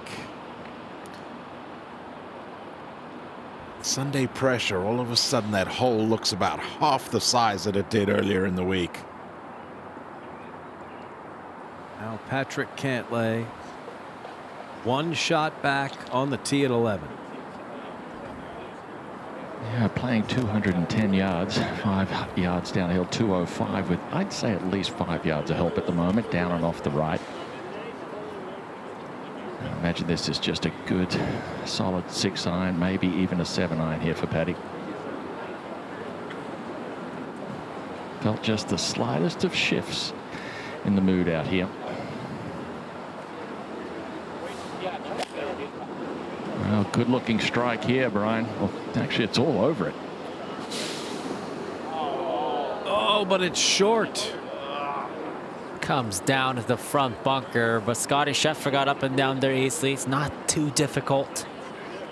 Just missed out on a golden opportunity, though, to put extra pressure on Tommy. You go back to Memphis, Colin, there were all those 2-shot swings between Fleetwood and Rose. We just saw one back here at 10. We'll come back there in a moment. Shane Lowry moments ago over at 15. Oh, this looks great. Playing a little low cut. Oh, boy. He almost added the island green at Eastlake to his immaculate collection of aces. He's got 17 at Sawgrass, 7 at Pebble Beach, and 16 at Augusta National. Special. This would have been 4th on the list, but still on the list. Now Fleetwood. We talked about that barrage that he endured, he and Rose back in Memphis, Colin. And here we go again in another slugfest. Yeah, and a very lengthy conversation between him and Ian Finnis. Not sure what they were talking about. It's pretty straightforward. Well, good looking strike out to the right. Is it up on top? It is. That's a Could be a lengthy one, but he's on the surface. Smart shot to get him on the surface. Whoever said let's take one more club was right. Fleetwood's lead is down to 1, but he's still leading.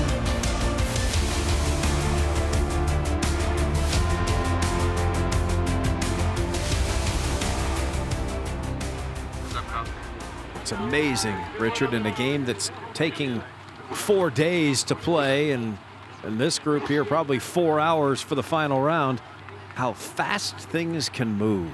Oh, absolutely. Tommy's got to be feeling all sorts of emotions right now. You got to battle the thoughts of, okay, I'm in a similar spot. Can I get it done?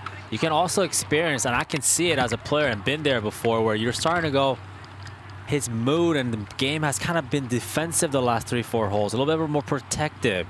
So that's where we've seen Tommy kind of struggle and not jump ahead. So I would love to see him kind of change that mindset and try to get that aggressive mentality back. Good company with Colin Montgomery on that list, in that Montgomery is a Hall of Famer. That's a list you don't want to be on. Maybe today is the day we put that list to rest. Fleetwood certainly hopes so. Russell Henley taking no chances here at 13. Electing the 3-wood will keep him shy of the left bunker, which is about 298 yards. Gotta play from the fairway. The rough has been formidable. Now over at 15, Shane Lowry for the birdie. Oh, what a disappointing par after a brilliant tee shot. 1 under today. For the man that is going to fall out of the top 6 in Ryder Cup points, he's going to need a pick. On that European side, this is the man that will be doing the picking for the Americans, Keegan, and this is left.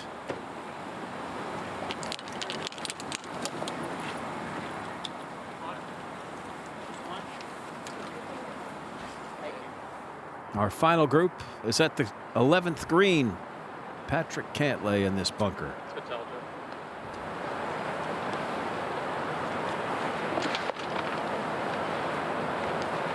He wants the towel. Joe LaCava used to be used to that all those years caddying for Fred Couples, and the towel on the grip was such a part of Freddie's routine. Freddie never wore a glove. I don't know how he did. Yeah, no gloves either. I think Patrick really has an opportunity now. He's got plenty of green to work with here. Decent lie in the bunker. I think he has an opportunity to stick something in close here, you know, inside that 3-4 feet, and make Tommy's look a little bit quicker, a little bit faster down the hill. As I said, back on the tee, you just almost sense just a little change.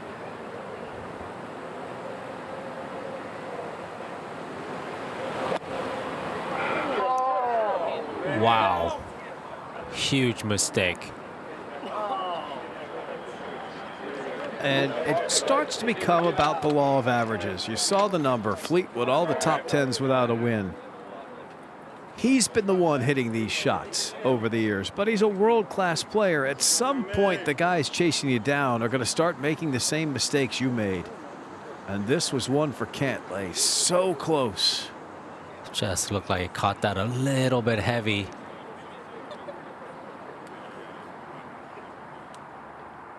And now we got a chance for a 2-shot swing back the other way. We'll go on up to 14.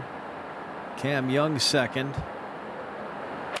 Easy to catch a jumper out of that lie. A little bit drier, a little lighter color Bermuda rough. Great judgment call there by Cameron Young. Cantlay's third.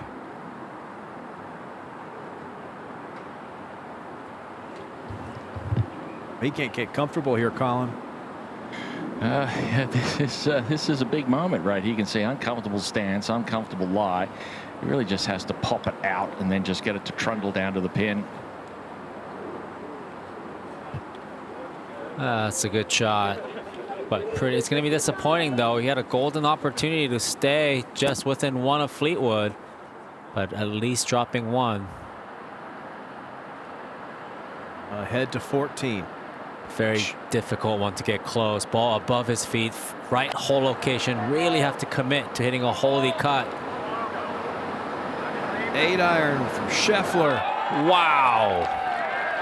Huge.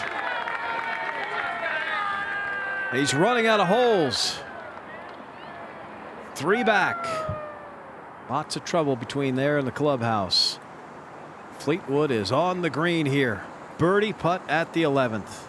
Yeah, coming down from the back right portion of the green down to the front mid portion, downhill, moving from his right to left. Left that downhill right to left at 9, a little short. Yeah, that's a good call, because here we go again. I mean, that was a good putt, but you can still see the energy. Just be a little bit more cautious. It has to be building up in his mind. Should be manageable, though. Fleetwood will pick up a shot there if he can make that. Now Henley at 13. Great opportunity to get one close. That should get a little bit better. Good shot. Yeah, I'm with you. There's a sideboard there. It's trying. It's just going to knuckle. Yeah, and that's the end of it. See what Keegan can do. Not sure if he can go right at the pin. If he does, he has to just cover that bunker because it's going to release a lot. Sit.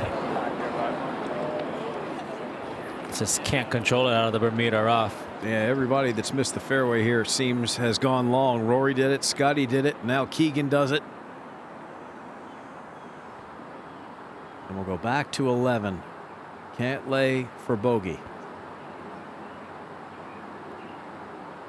And once again, a short one is definitely being ground out here for Patrick Cantlay.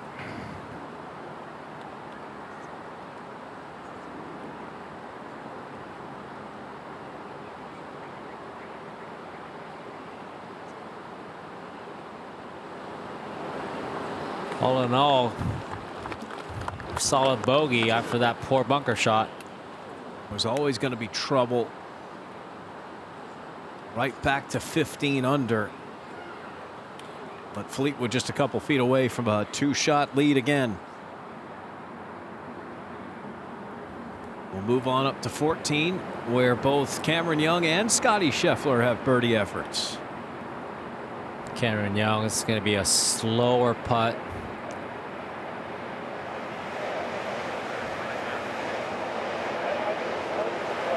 Everything tells you it's going to move to the left side.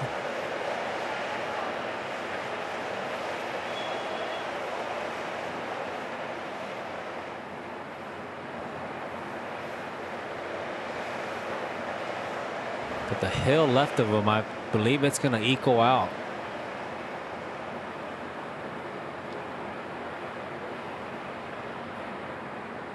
Got to get it there. It's a slow putt.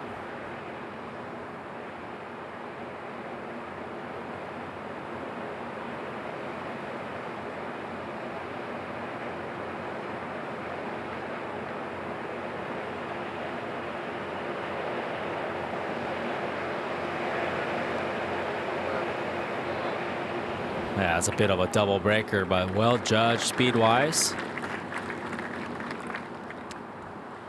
All right, now back at 11. Fleetwood, the big par putt. Okay. I'm getting nervous. Yeah, and you and I are reacting to what that green used to do. That was tough. Fleetwood nailed it. 2 clear. That was moments ago. Now on the tee at 12. Yeah, it looks like just maybe the 5 wood there for Fleetwood. Not taking any risks. Got to get in the short grass here if you're going to attack that front right pin location today. I'll go back up to 14 now. So it's Fleetwood by 2.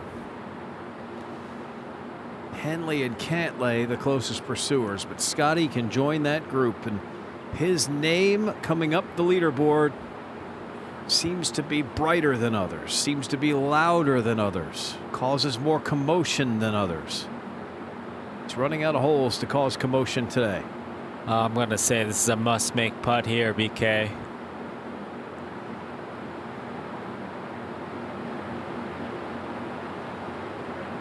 Oh, come on, he's coming. Scheffler birdies the 14th. The 15th looms, and he's 2 shots back. 15, easily a spot where you can see a couple of shots swing. The 18th hole, another one. 16's no picnic. That was huge. Back over at 13 now. Keegan Bradley's third. Just trying to dump it out of this Bermuda rough. Let gravity do the rest. That's nicely done there. Keegan will get away with a 4 here at 13. All right, back at the 12th. Cantlay moments ago. Yeah, also with less than driver for Cantlay. And this one splits the fairway here. And a nice one there from Cantlay. Good opportunity to get one back.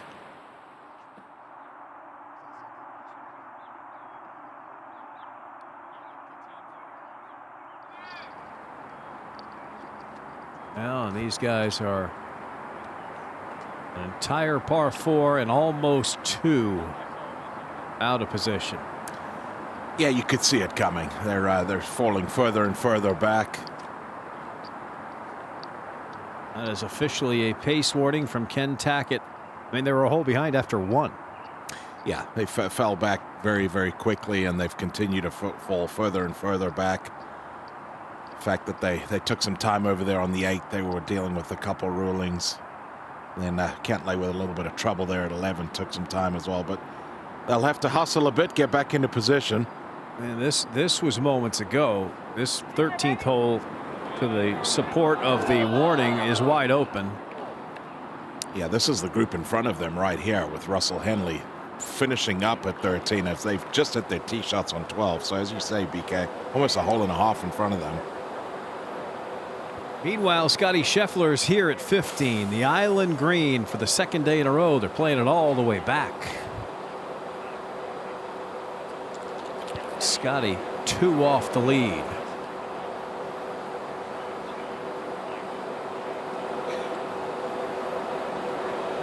He hasn't had the magic this week. Not yet. That would be a good time to find it. Well, the line is directly at the hole. That is the length of the green.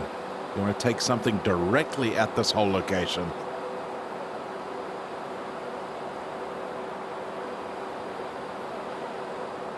There is a big scoreboard that is right back behind the screen, so Scotty will know exactly where he stands.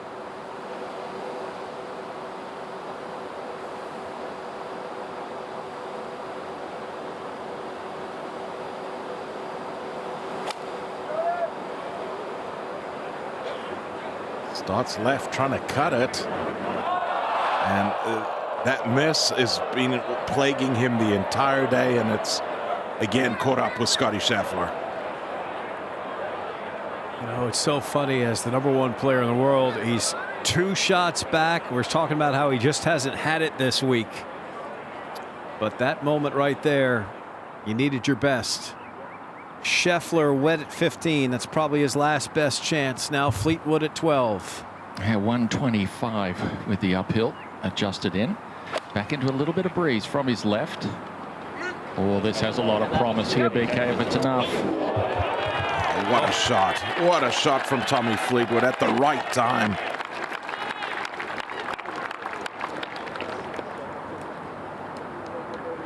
Great time for that. Fleetwood in there inside the length of the stick.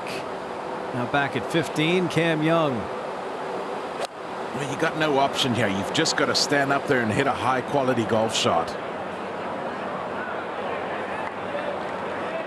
Settle. And it's going to get on that down grain patch of grass there, and ball's still moving. Yeah, all day yesterday those rolled off, and we can hear it. That has rolled all the way off. And that is not going to be easy. That's got to come up the steepest of the slopes as you get to that hole right there.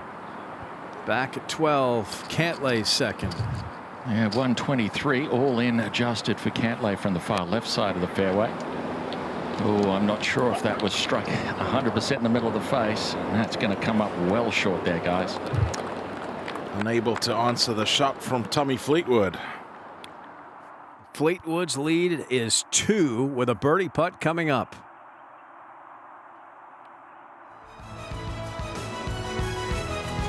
We'd like to thank proud partners Accenture, Coca-Cola, and Southern Company for their support of the Tour Championship.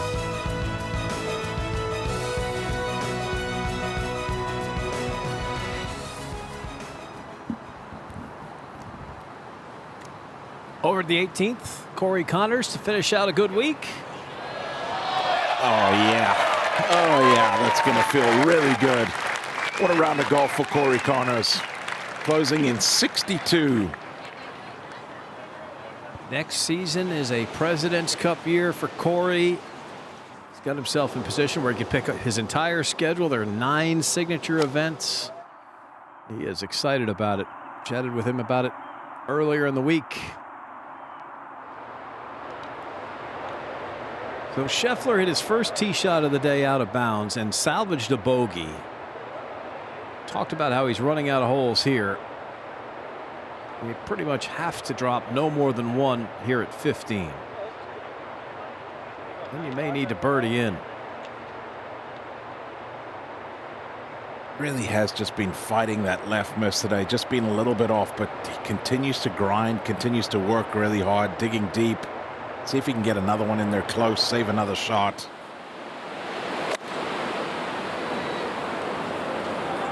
Tough angle from this drop zone. Yeah, that's a good one there from Scotty.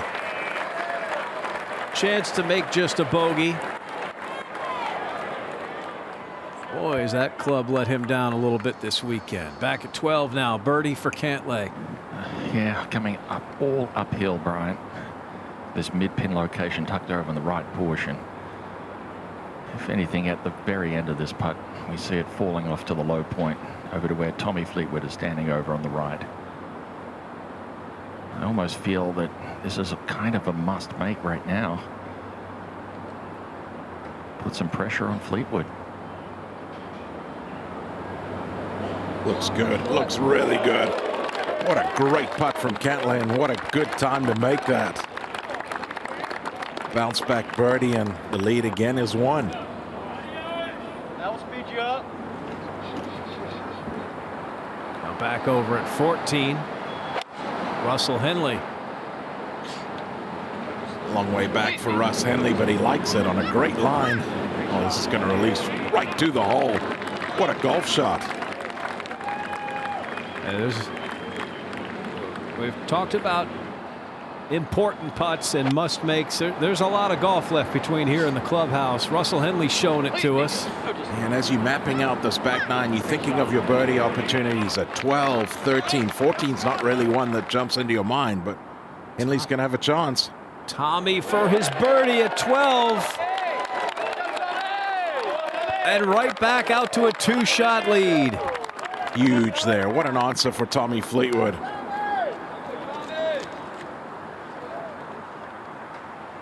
Oh, he's answering all the questions today.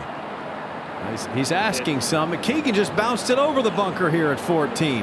What a break that is for Keegan Bradley. That bunker's in no man's land there. Would have had a 60-yard bunker shot. Now he's got a birdie putt. And then he had the audacity to tell that. Had the audacity to tell that ball to stop. Hang on, if you bounce it over the bunker, I don't think you get to talk to the ball anymore. Scotty Vail called it. He told it 1 hop over it.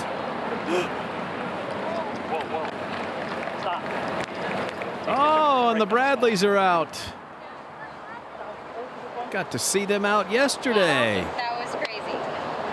There's Jill and Logan and Cooper. Kiss the putter for luck. And kiss your wife for luck. Let's go to 13. 292 to the bunker down the left, adjust it. This one for Fleetwood is absolutely blistered. Down the right side, should be just perfect. What a nice swing there for Tommy Fleetwood. Full release. Couple good swings off the last 2 tees. Now Cameron Young in a tough spot here at 15. Yeah, this is tricky here. Oh, made it look pretty easy.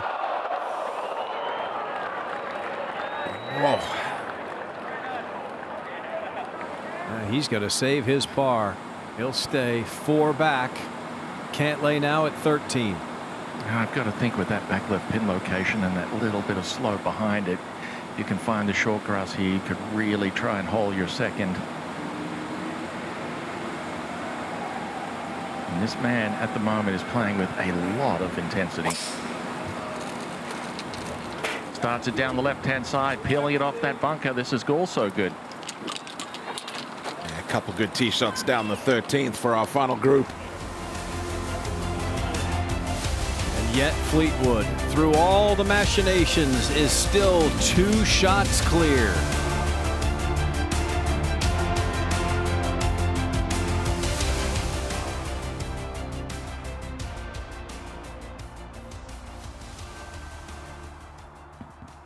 Told you a bunch there about that. The Drew Charter School. What a great part of this story this is. This be a heck of a bogey for Scheffler at 15. The early walk. The magic may have run out. You would have to say that that is Scotty Scheffler's race run right there. Rinsed tee shot there at the 14th hole and 15th hole, excuse me. And it never really looked like it. That was a big wide miss off the tee. You birdie them all, you'd only get to 16 under. He's sure going to give it the old college try. Nobody's in front of that yet. Keegan Bradley gets away with one, then shares a wonderful laugh here at the 14th. Birdie putt coming up. Well, after that bounce, don't be surprised to see this one go in. Just inside of 40 feet, going up a ridge.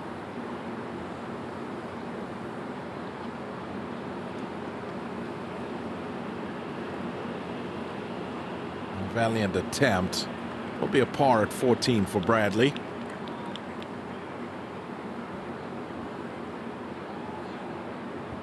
Well, you got a very tough 15th coming up. As you can see, one swing could cost you a couple shots. It just happened to Scheffler. 16 is tough also. Then it's a wedge at 17 if you're in position, and a reachable par 5. So really interesting roller coaster of emotions here.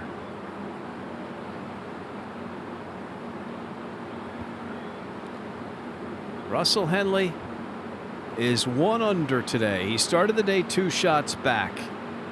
He's now 3 off the lead, but a chance to try to put some heat on here. This would be a wonderful birdie at 14. Well, with everything that's been going on, Russell Henley has been the steadiest. He's bogey-free on the day. Just the birdie back at the 3rd hole, but a great opportunity here to pick up another one. It's not a difficult putt by any means outside of the situation. Very, very straight. Just to get within 2.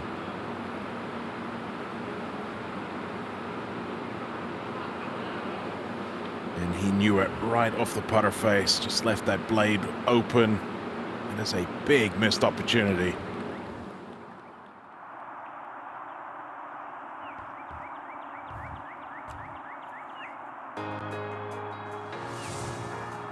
The Payne Stewart Award, presented by Southern Company, recognizes the PGA Tour member who exemplifies Stewart's character, charity, and sportsmanship.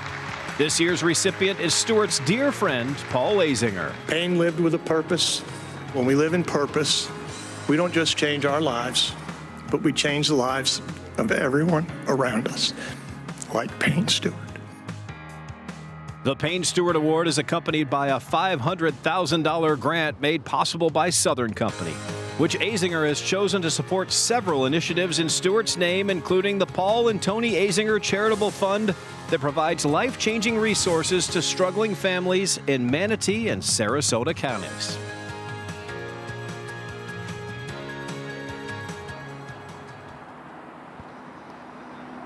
Emotional week here at the Tour Championship. Tommy Fleetwood now here at the 13th. Yeah, 144 adjusted all in for the uphill. Trying to move something in a little bit from right to left. This looks really good. It is really good. What a golf shot. He's doing it, Richard. He is doing it. Body language is changing. Cantlay just trying to keep up now. Yeah, just a couple of paces closer for Cantlay. Slightly better angle. Doesn't have to deal with that little brow, that crown just that Tommy flew his ball over. But we've seen it doesn't roll far when it's up there. So I'd expect nothing else but this man to take dead aim. And this looks even better. Wow, taking dead aim. Trying to keep pace. Tommy Fleetwood continues to rise to the occasion here. There are some out there that are waiting for the bubble to burst, and I don't think he's one of them, Brendan. I agree with exactly what Rich said there. The body language is changing. You know, they can see there's a purpose in the walk, and I know these guys have been told to hurry up, but there's certainly a purpose in the walk. He looks like there's a certain belief that he has right now, and he's starting to piece together some really good swings. Even the driver's swing, right, Brandon? Just being able to just let it go.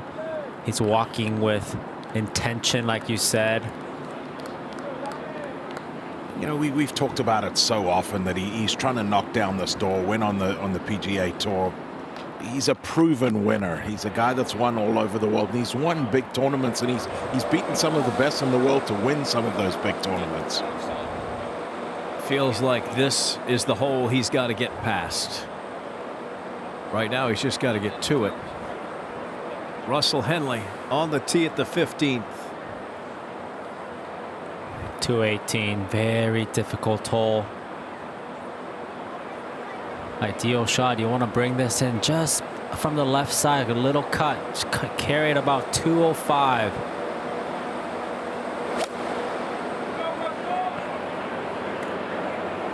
It's on a good line.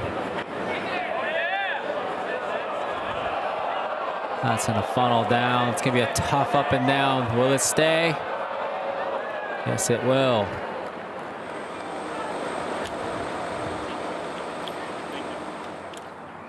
All right, ahead to the 16th, Cameron Young over here where Scotty has been a couple of times. Yeah, not a good spot here. See that big, deep bunker that guards the front of the green. Trying to squirt something by that, and well, pin cut up tight against it. That was always going to be difficult. Scheffler's in the fairway this time. We'll go back to 15 now.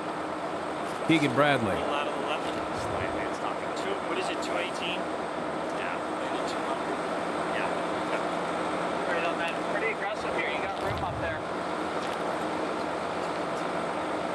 It's so hard to commit on the tee box. Just looks like such a small target to land the ball. And you have to convince yourself there is decent amount of room. Just can't have any indecision over this golf ball. You gotta know exactly what you're trying to do.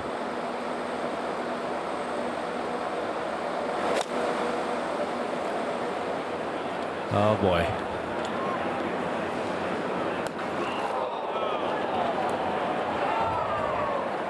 '15th hole gets another victim. Hasn't made a birdie since the 6th.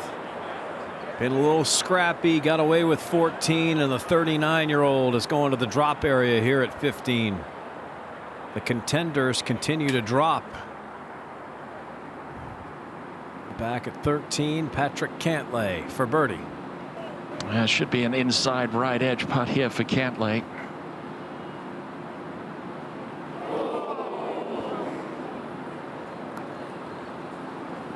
Wow.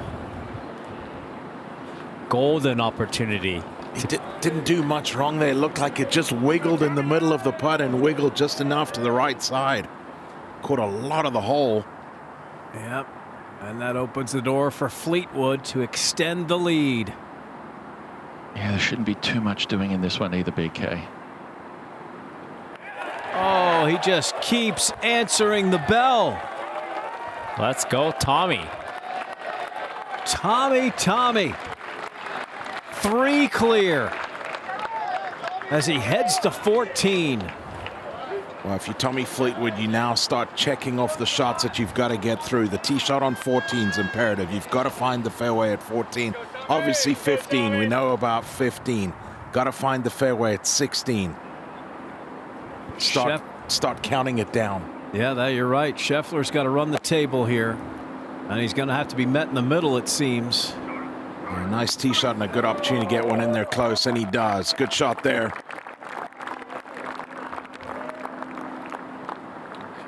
Slightly deflated look there from Scotty Scheffler. His chances were sunk back at 15. Yeah, that was a moment ago. Now the third for Cameron Young. Always going to be a tricky one there. Not a lot of green to work with. Driver for Tommy Fleetwood on the tee here at 14. And 14 has played as the second most difficult hole all week. A lot of that has to do with this tee shot, blind tee shot. These players can't really define the left or right edges. And what a moment there for Fleetwood. Holding that putt. Imperative he gets this in the fairway. Drifting a little to the left, but it should be fine with a soft bounce. Oh, and it is. Yes, it is. Passes that test nicely, and that's going to be a great angle. So Patrick Cantlay is in a great stretch for him, or he's about to start it. 11 under on this closing stretch. He won't need that much, but he starts 3 shots back. Yeah, -9 in the last 3 holes. Imperative he gets this also too in the fairway.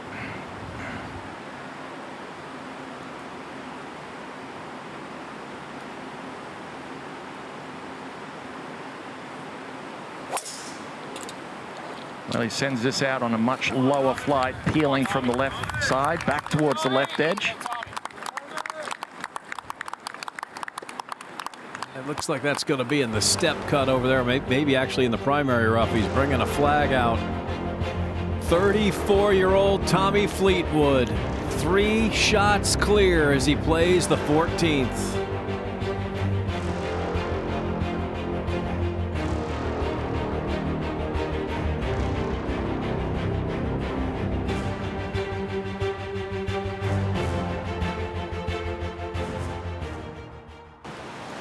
Could it possibly be Tommy's day?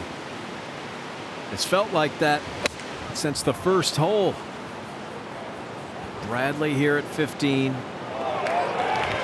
What a nice shot by Keegan, but a little too late at this moment. That to drop just the 1. Scheffler had a similar putt and missed it. Here's Scotty now for birdie at 16. Not too much to this one. Should go a little right to left. And nicely done there. Well, you check a box there. You said you could run the table and get back to 16 under, and we pencil him in for an eagle at 18. Why not? It gets him to 17 under. He'd still be 2 behind Fleetwood. Yeah, it's going to take a lot of things to go right for Scotty Scheffler to be holding that trophy, but that's a good start there. Cameron Young trying to save his par. And that has been the story of the day for Cameron Young. That putter that has been so good all year long has just left him. Solo 7th now. And this is a tough target here at 15. This is the group in front of Fleetwood. You'd love to dump one in the center of the green, but that's easier said than done. And what is Russell Henley looking at? That's in the first cut, so he cannot grab it and get himself even a better lie. He has to play a low and bank it into the slope.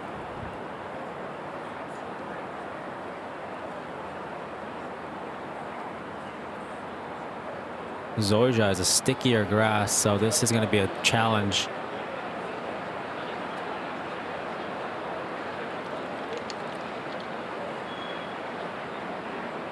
Henley's second at 15.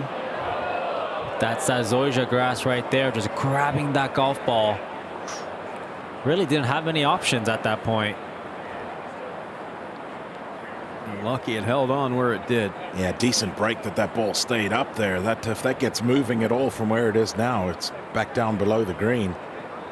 And you said it, Rich, it's just that sticky Zoysia. It's so difficult to get the ball to bounce through there. You know, if you hit it too hard, you can hit it through on the other side into the water.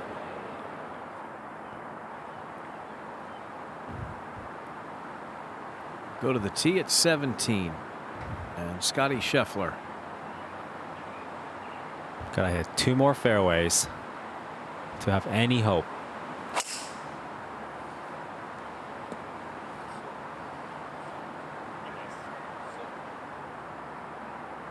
All right, catches a fairway.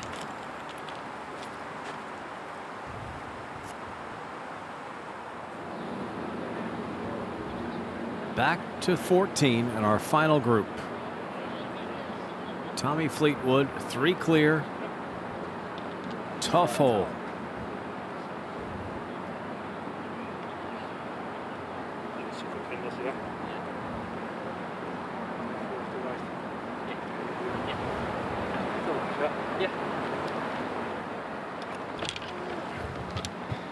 Good, clear, concise instruction from caddy Ian Finnis to Tommy Fleetwood, who found a fairway down the left side here. 14. He's got 216 yards. Does play downhill some 5 yards from where Tommy's playing. But as you guys said after the tee shot, creates a lovely angle at this right pin location. I think this is the perfect pin here for Tommy, just to start something at that flagstick, maybe possibly falling a touch left. Looks to be exactly what he's done. Started at the flag, turned into the middle of the green. Good golf shot there from Fleetwood. It's looking comfortable again. Cantlay, this lie looks terrible, Colin. Yeah, unfortunate here for Cantlay. Big clump of Bermuda right behind the golf ball. It's got 200 yards all the way to the bucket. 25 yards short of this green is that fairway, mid-fairway trap. Oh, and this has come out heavy and left. This could miss the green in that bunker. That club face just turned a little bit in that Bermuda rough. He's going to have plenty of green to work with, but 3 shots behind. It's not exactly what he needed. That's the closest pursuer right now. There's Russell Henley for his par 15. Very slow. And another one drops back. So now there's no one at 15 under. 15th hole. Hardest hole on the golf course so far. And we'll go up to 18. Justin Thomas over the back of the green here in 2. Choosing the putter very slow up there, pretty quick once it gets on the green. That's excellent there from JT. We'll have that left for a 5 under par round of 65 and a nice finish to his week. Now over at the 15th, Keegan Bradley to just drop the 1.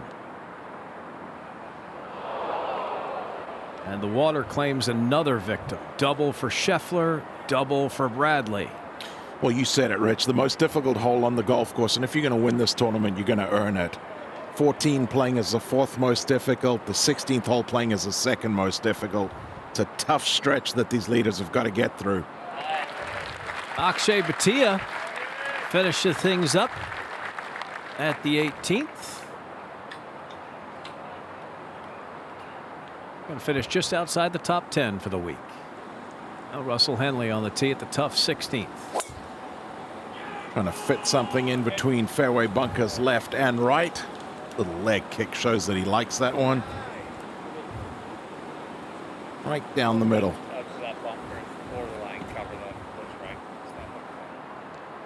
And Justin Thomas to finish things up for him. This would be for a round of 65. What a day for Justin Thomas. He's done enough to play his way onto that Ryder Cup team from the 7th spot in the standings. The picks will be made later this week. And we'll go back to our final group. Back here at the 14th, Patrick Cantlay, the only player within 3 shots of Tommy Fleetwood. And it's a very similar shot to the one he had at the back of the 6th green, the par 5, where he has to throw this ball all the way back there and get it to chase up towards this flagstick. Again, I believe this is a pretty manageable shot, and at this point in proceedings, I think one he has to go after a little.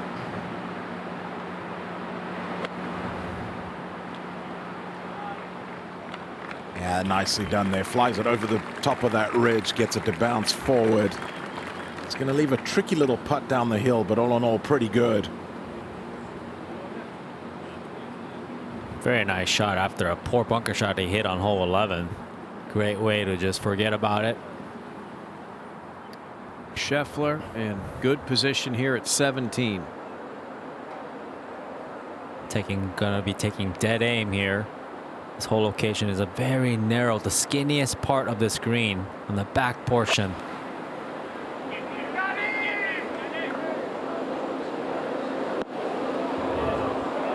Not his best. He was the odds-on favorite to start the week. At one point, it almost seemed like it was a Scotty versus the field wagering situation. Doesn't look like he has enough here. And this man has looked like it from the get-go today. Tommy Fleetwood, the speed has been a little shaky here on this back nine, Colin. Well, that it has, BK. This one made a little bit easier. He did get to see the last 5 or 6 feet of Patrick's putt roll out. Coming up a ridge right there. Now it'll move its way back to this pin location.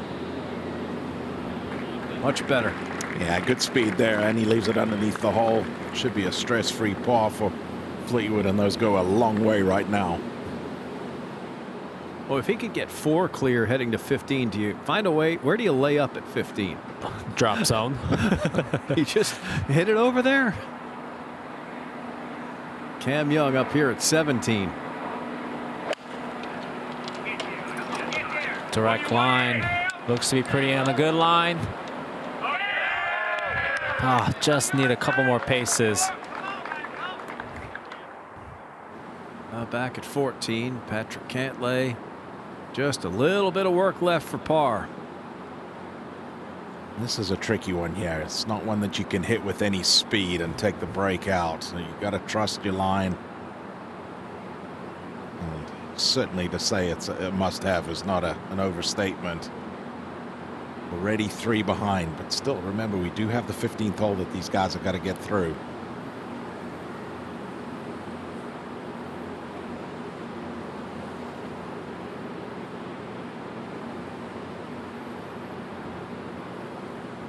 Good up and down, a good save there from Cantlay.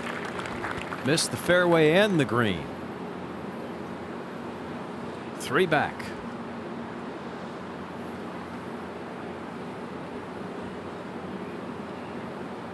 Fleetwood's got to keep his head down. He's got to keep going here. I love going through the full routine here, Colin.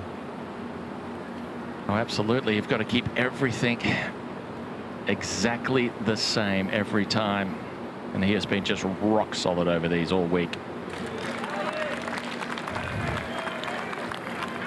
Wonderful par. Fleetwood 3 under for this final round. There are bogeys on all the holes out here, but you can lose the golf tournament on the next one.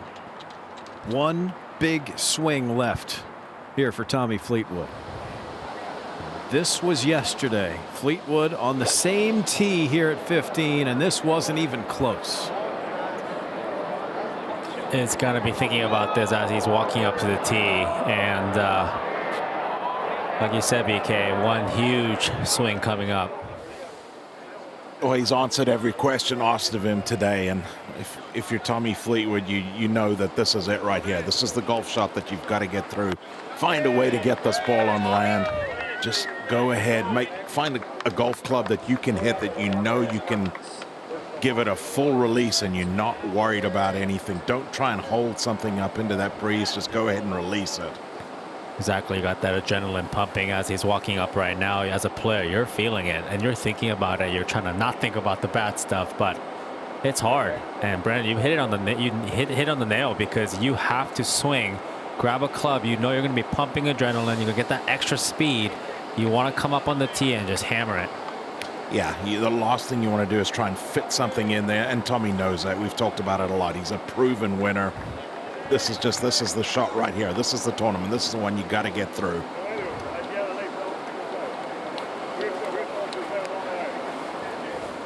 Tommy Fleetwood was the #1 scratch amateur in the world when he turned professional back in 2010.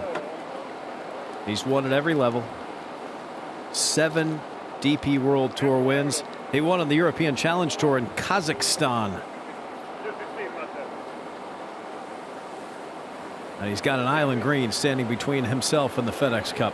I remember having a conversation with Nick Price, and we were talking about the island green at TPC Sawgrass, and he used to say that he would stand on the front of the green. Squeaky was caddying for him at the time. Squeaky would stand on the left side of the green.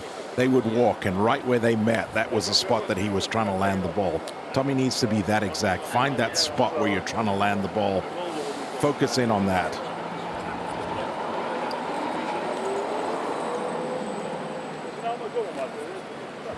Ian Finnis going to also play a big role right now.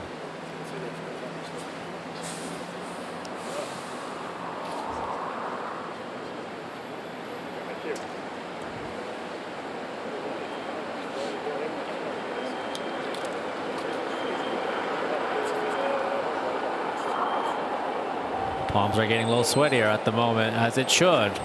If you're a human being, you're feeling it at this moment. Well, that's the thing. Tommy would take it in that collection area right now in a heartbeat. In a heartbeat. He'd love to just find a piece of grass up there. 11 bogeys or worse today from the field. There's 4 birdies. See a lot of commotion out there on Glenwood right behind it. This is an edge of the golf course. Spectator interest is back now by the 14th green, so all those buses are lined up. It'll be really hard for him to get settled here. This is by far the longest he's taken to hit a golf shot today. By far. It's already out of his routine. I agree with both of you. I think that was an extremely long conversation, which needed to be, what is the front number? What is the pin? Let's split the difference and hit land. That's all that is required here for Fleetwood, is to hit land. 218 all the way back to the pin location, tucked all the way in the back of the green here. What wind is here is into and from the left. And this is a 5-iron for Fleetwood.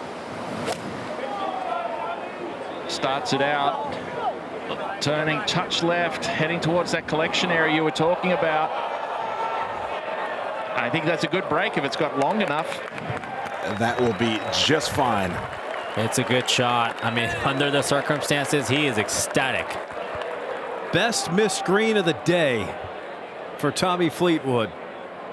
He's dry at 15 and 3 clear. That is a celebratory water. Tommy's heart's got to be beating right now. Well, that could have easily hit one of those slopes and kicked into the penalty area, but it hasn't. And now this man, they call him Patty Ice for a reason. This man is as cool as a cucumber under pressure. And he has a pressure situation now where if he is to put something in close enough to put a little bit more pressure on Tommy Fleetwood, this man is not going to make it easy coming to the home hole.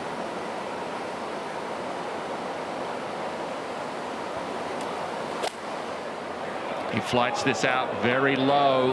This needs to keep going and chase its way back there. Wow. A little skinny off the tee probably, but boy, it worked out great. Clever. Cantlay's on. He's only 3 back. Could have a 2-shot swing here. Henley trying to close the gap.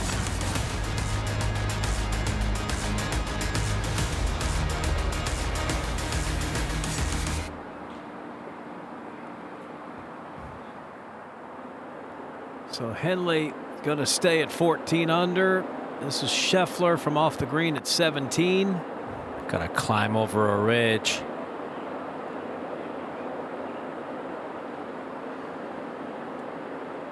To Scotty standards, disappointing week. Yeah, that's going to be all she wrote for Scheffler. 5 shots back, 1 to play. Fleetwood is dry here at 15. Can't imagine it being worse than a 4 now. No high fives. He's locked in. That's an interesting observation. He hit it in the water yesterday and was giving high fives as he was walking around to the drop area. Brendan, I think we're seeing him locked in. He looks like it. He's got that intensity in his eyes. He's got a focus going. He knows that the job is not done. Sure, he's just passed the most difficult test that he's going to have to deal with for the remainder of this round, but he knows the job's not done. There's still some holes in front of him. He's not going to let his guard down one little bit.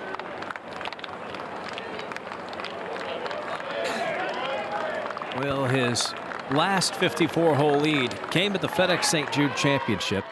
Just the third one of his career, but it was the second this season. And it all went wrong.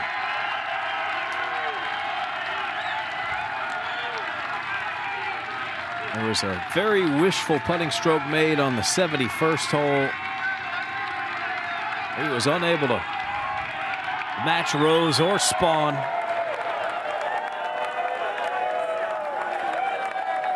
Trying to exercise those demons here.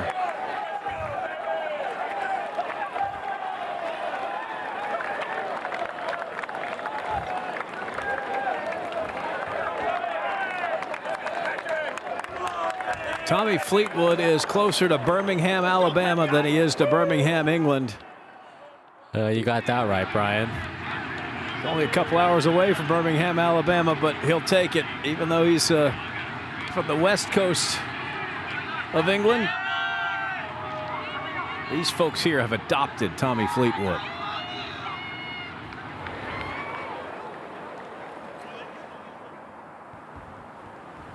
Now Scotty Scheffler, 5 back with 1 to play. Going for the high cut on a good line. That's going to be perfect. Position A+. He is going to be your player of the year. Absolutely. He's going to finish the season. Officially, it looks like he'll be 3rd in FedExCup points, but he kind of stopped keeping the points. He got the bonus for being #1 at the end of the regular season and the bonus for being #1 heading into here. So there's going to be some re-imaging going forward.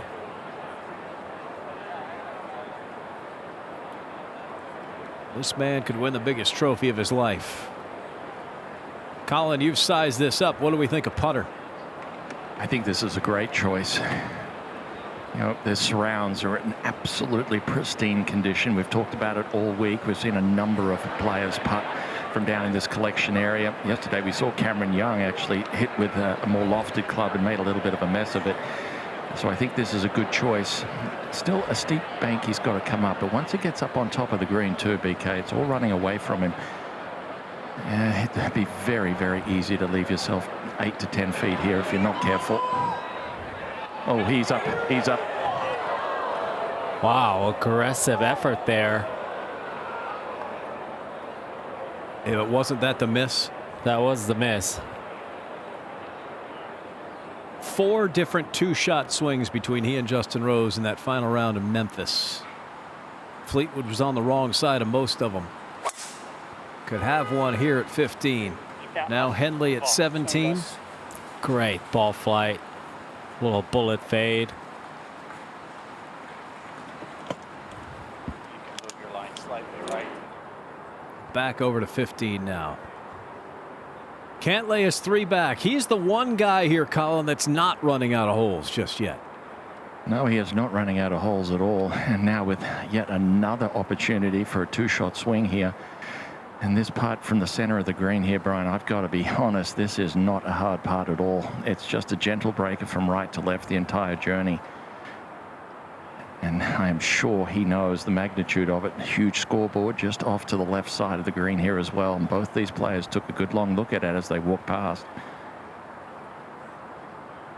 2-man race right now, and they know it.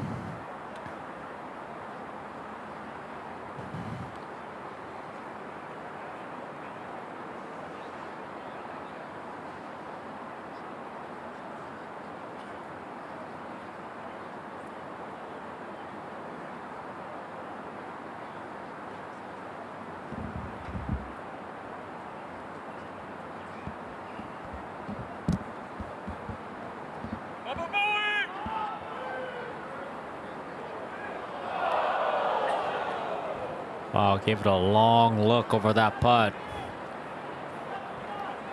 Gave Fleetwood a good look at it also. Another missed opportunity for Patrick Cantlay today. Even par if he makes that through 15. He and Fleetwood started the day 2 clear of this field. They were hoping it would just be the 2 of them, and here they are. Now it is just the 2 of them. And somehow, Colin, there's a chance that Tommy doesn't lose a shot here.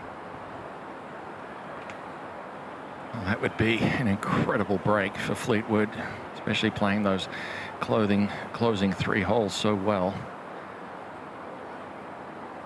And for the first time, hasn't called Ian Finnis in. That usually is an indication that he is completely locked in on the line and speed here. And as you said, got a very good look from Cantlay just a moment ago. Can he go to the well one more time? That's a bit tentative effort there from Tommy. But all in all, bogey's not going to kill him.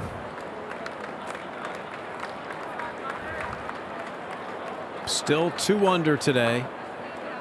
And he'll be 2 clear of Cantlay with 3 to go.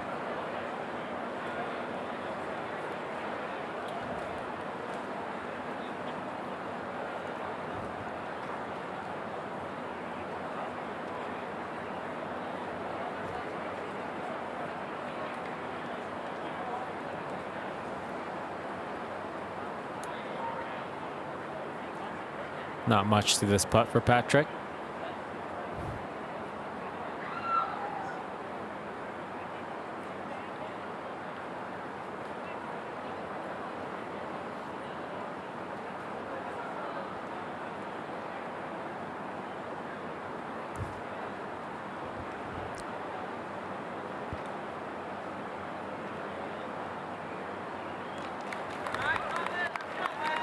It's not out of reach.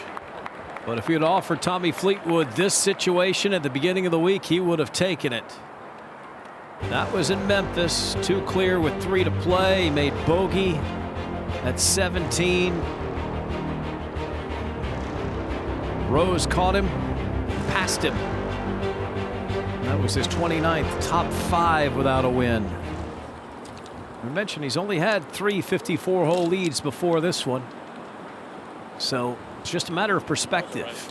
You can pile all those other numbers on top of it, but he hasn't coughed up a bunch of leads. And he hasn't done it yet here today.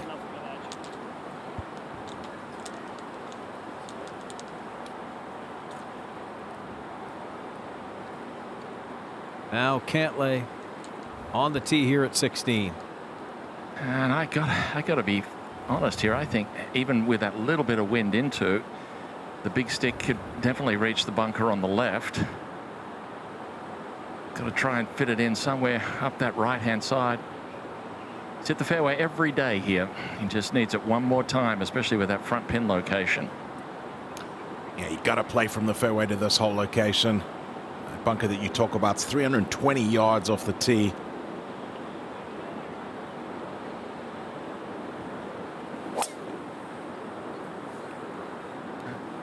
Well, it's knuckling over, moving left. Needs a good kick to the right. That's up where we saw Scheffler. That is not going to be good there. There's some trees on the corner that he's going to have to deal with. Yeah, there's nothing good over there. Okay. Fleetwood going to the driver again here, Colin. He's gone to this a lot here, especially on this 9. Yeah, well, the only fairway he missed was yesterday when he took driver and hit it in that fairway trap. Hit a gorgeous shot from there, but like you said, this is his go-to. I was watching him on the range warm up with it, and you could hang your washing on it. Starts up the right side, trying to turn back. Is it turning enough? It is. How good is that for Tommy Fleetwood? It's too early to start etching the trophy, but that was huge. Bogey at 15, but he's still 2 clear and in the fairway at 16. The Tour Championship.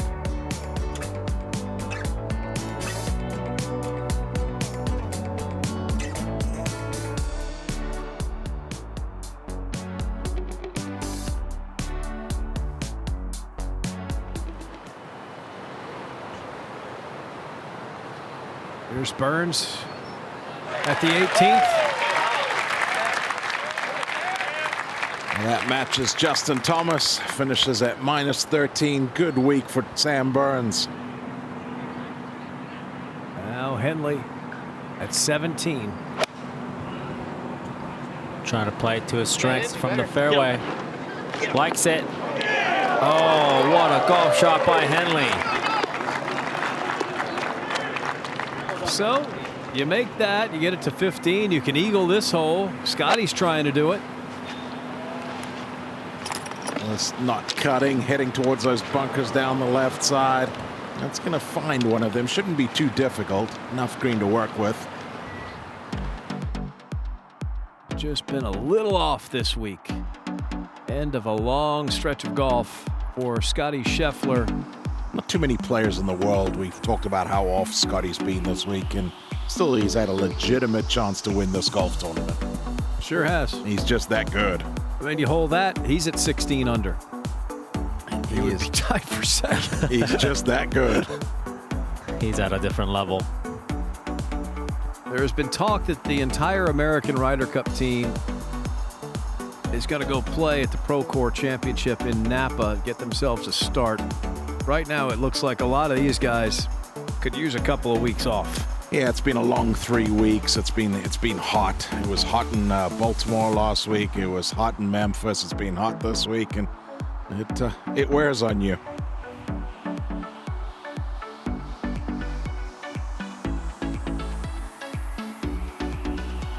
Tommy Fleetwood is in the fairway at 16, and Patrick Cantlay, his closest pursuer, is in all kinds of problems. Meanwhile, at 18, Scotty Scheffler's third. Just trying to fly something about halfway there, let it release down there towards the hole. He's not going to be pleased with that. Stay. Just hangs up. Back at 17, Keegan Bradley.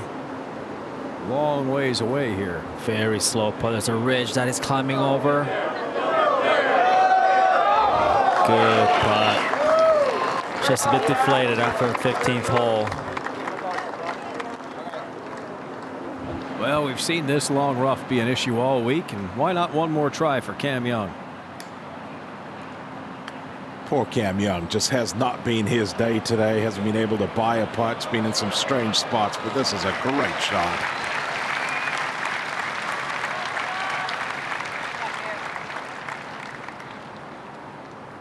Now at the 17th, birdie putt here for Russell Henley. Brilliant second shot to this point. Not a lot of movement to this. Well, if you're Russell Henley, you're just thinking, can I finish 3-3? And that's the first job done there. So he's 3 shots back.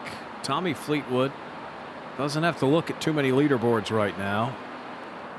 I think he knows 3 pars will do it. At least he probably feels like it. That 18th hole looming, though. Maybe that's just enough to keep him driving forward. You never know.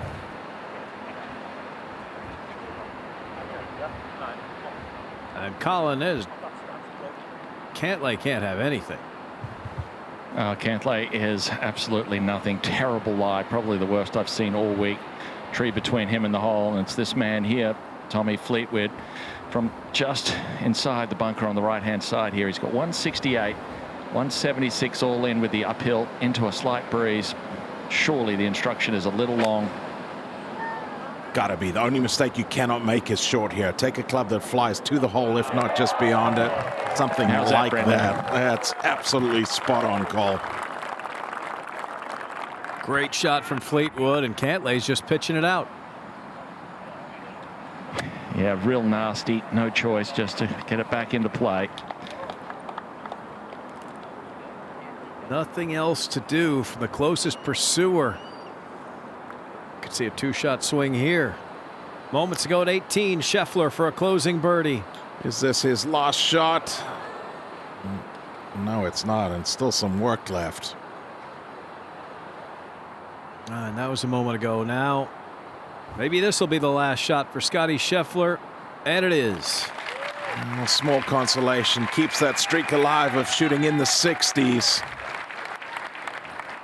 2 under par, 68. Looking like officially 4th. Now Russell Henley. How far would an eagle go for Russ? First things first, you got to get it in the fairway here. Oh, and he's done that. This is a long way. That's going to get all the way down to the bottom. It's going to get in the flat spot right there. Oh, how about that lie? Is sitting up absolutely perfect. Good opportunity to get one in there close. Now Cameron Young for birdie at the 18th in a round of 66.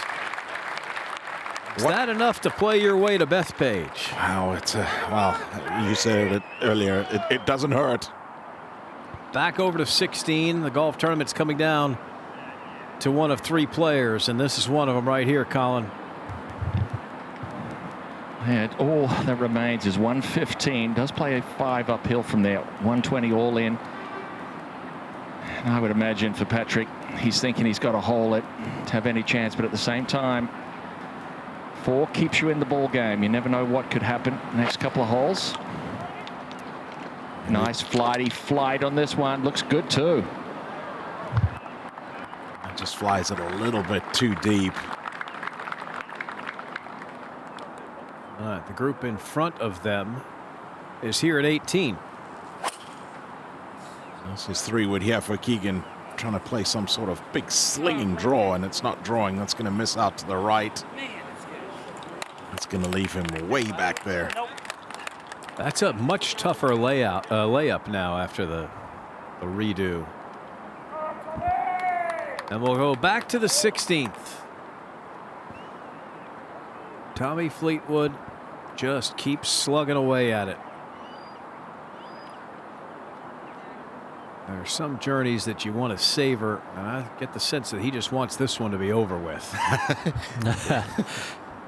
Oh man, it's been a stressful round of golf for Tommy Fleetwood. He's answered every question asked of him so far. He's done exactly what he needed to do at the 16th hole here. Drove it in the fairway. Smart approach up behind the hole. Yeah, and I said 3 pars may do it. He probably doesn't feel that, and it's probably a good thing that he doesn't feel that. Well, there's that 18th hole looming where there's the possibility of an eagle there. Everybody can reach it in the field.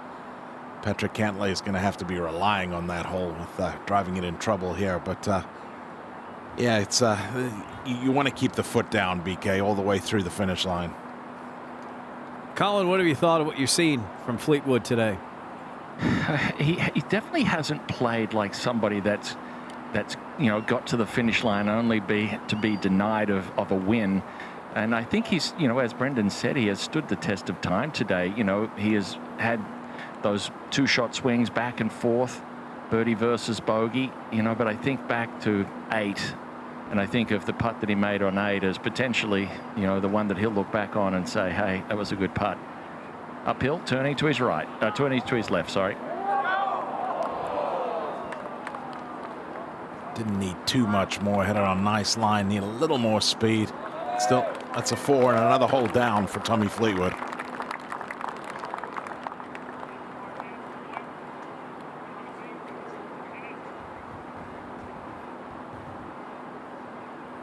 Two under for the final round.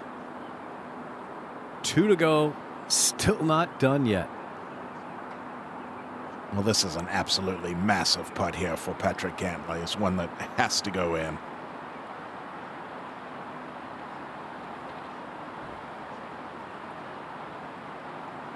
So it give all kinds of breathing room to Fleetwood here, Colin. Yeah, and dissimilar to that of Fleetwood's. Fleetwood's was a little bit more uphill, putting from that sort of pin-high front right position. This one here for Patrick's a lot more downhill. So a lot faster putt and still moving considerably from his right to left. Like you guys said, this is kind of a must make at this point in proceedings.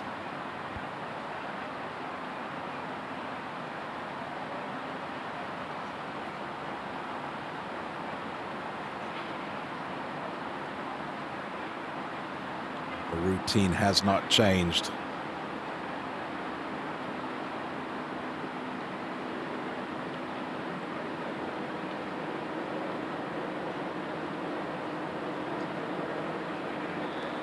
It's going to wander to the left. The lead is 3 with just 2 holes to go.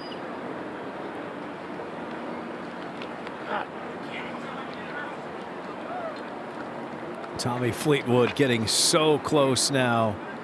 He can taste it. You know, he's done this to Rory McIlroy a couple of times. Season finale on the Dubai Invitational this past year as well.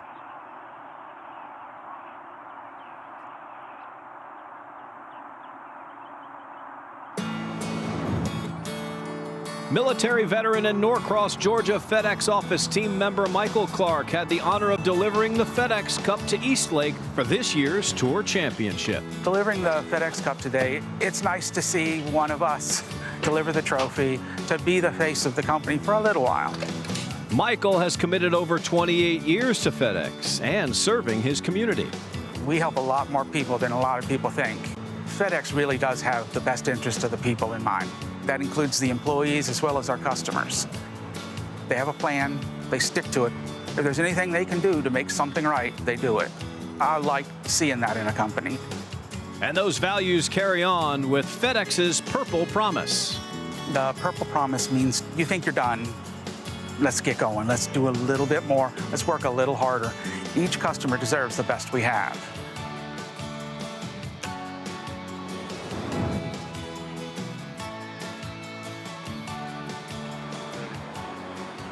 Is it going to be Scotty Scheffler's name and then Tommy Fleetwood's on that FedEx Cup? 3 clear with 2 to play. 17th hole has been lengthened over the years. It's all the way back here. Yeah, you can't really do anything other than bash one down there nowadays. Remember when this used to be a 3-wood wedge hole? That is not the case anymore. 17th hole playing 450 yards today, and Tommy back to that driver.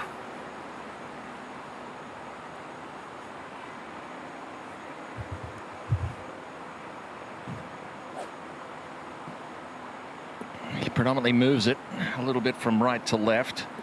Just a slight downhill tee shot here, elevated some 5 yards. Almost down to a plateau fairway. There's a little winding fairway trap that runs the entire journey up the left side. This one for Fleetwood down that left side. Perfect position. Huge. Now at the 18th, Russell Henley. Speaking of perfect position here, Henley in that flat spot, and this one just turns a little bit left, catches that front greenside bunker. He may need to hold it. Fleetwood is in the fairway here. He's just about out of trouble. Now Cantlay. Patrick just hasn't been able to get it in the fairway on those crucial holes 14 and 16 to apply the pressure. He must get it in the fairway here at 17 and 18. Starts it down the left over that trap, trying to work it back towards the center of the fairway, and that is beauty. Well done. That was flirting with that left bunker. Cantlay needs a little something special, and Tommy Fleetwood just needs things to finally go his way. That's what it's looking like right now with the FedEx Cup on the line.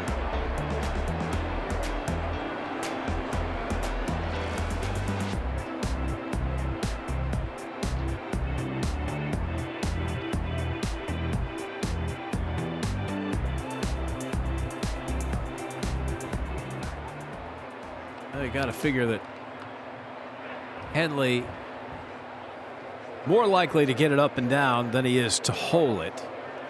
So he'll post 16 under.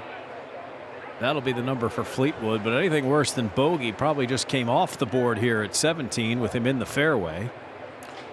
If you're Tommy Fleetwood, you've got a little checklist in your mind right now, and you're thinking to yourself, if I make 3 more good golf swings, I'm done. That's all I need is 3 more good golf swings.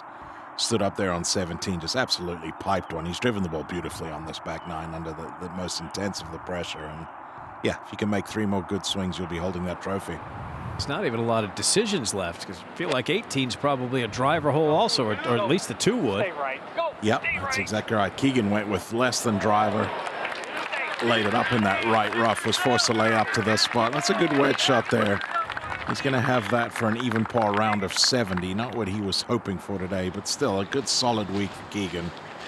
With all that's going on around him, you've got to say it's very impressive how he's been able to compartmentalize everything. Yeah, the critics will say, you know, if you missed that, you shot over par in the final round with a chance to win the FedEx Cup. How does that translate to Bethpage? There will be critics. There are always critics, and it's a fair argument.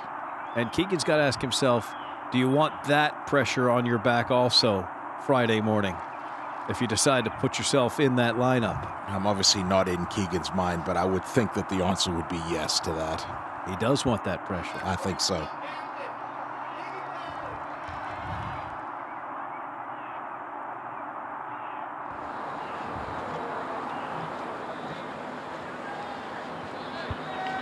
Wonder if Tommy Fleetwood can feel the support worldwide as he comes with every step closer to that first PGA Tour win.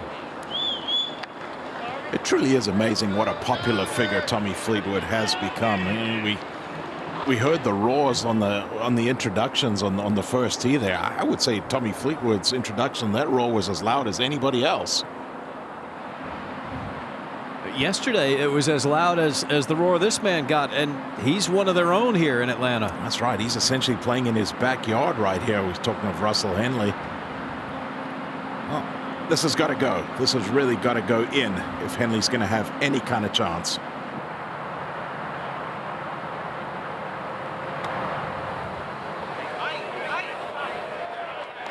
Pretty good shot right there. Birdie putt to post 16 under for Russell Henley.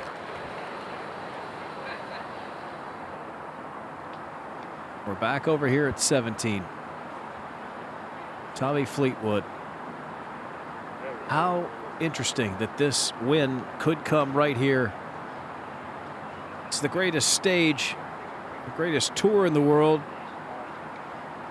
But to do it here for the FedEx Cup, this isn't just a win in the middle of the summer somewhere.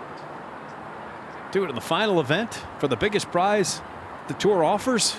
And we talked about it at the start of the week. What would the biggest stories be? What would the best stories be? And all three of us in here certainly agreed that Tommy Fleetwood getting a win was the biggest, or if not the biggest, one of the biggest stories. What are we looking at, Colin? Well, both these players 143 official to this back pin location. I'm sure the advice there from Ian Finnis was 10-15 feet short in front of this pin would be a perfect leave. Good looking strike, a little short, a little right. It's exactly what he needed to do. Don't even flirt with possibly going along to that whole location. Perfect, absolutely perfect. Right where he was trying to hit it. Cantlay doesn't have that luxury.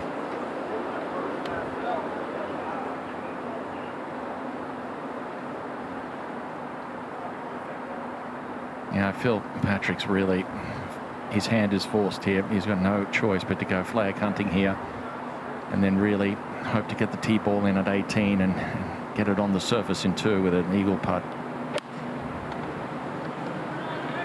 Flights it low, very attractive from my angle. Great golf shot with about 5 paces to work with on the left, giving himself a good look.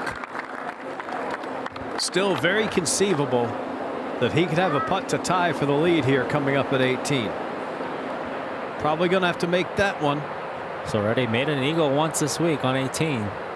Here's Keegan at the last for birdie, and he manages to get in at even par.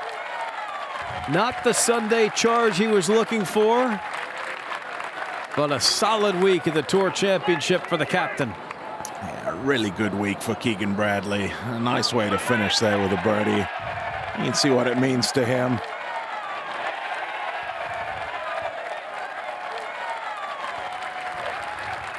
Great battle. Now Keegan will take off his player hat will make some phone calls, have some serious discussions with all his vice captains, and he's got a lot to think about over the next day and a half or so. Henley to post 16 under. There's not much going for Russell Henley today. Just didn't make enough putts. Didn't really get the ball close enough to the hole. Just a quiet weekend, but another very, very good week. He's already on the team.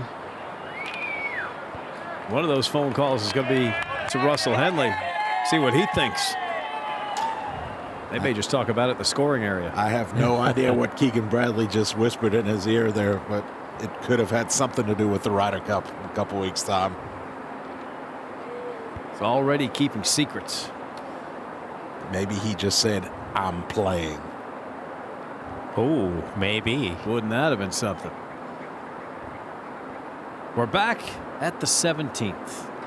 The computer giving us all kinds of looks at this one here. Colin, what do you see? Well, Tommy's come up a little short and right here of this back pin location. He's down in sort of a small depression, of a little thumbprint as you would on the right side here. So right where he's actually just practicing that stroke there, that's the crest of that tier that he has to come up to. And I love the way that he's gone about this. He's broken it down into different sections here, the first sort of 15, 20 feet, and then the last 15 feet or so coming back up once it crests that little tier. Right now, I'm sure he's thinking to himself, just cozy something up there within a few feet. If it falls in, it falls in, but let's not make any mistakes going to the house. Well, you make this and it's over.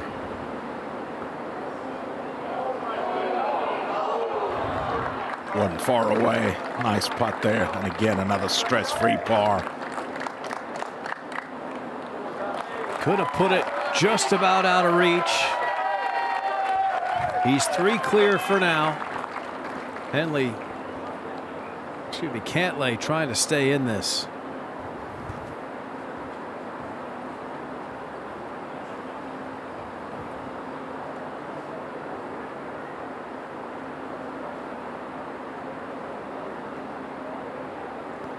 You think this is going in at the moment? Just everything just building. Cole, I always liked downhill putts when the pressure was really on. It just felt like you could just get it started on line.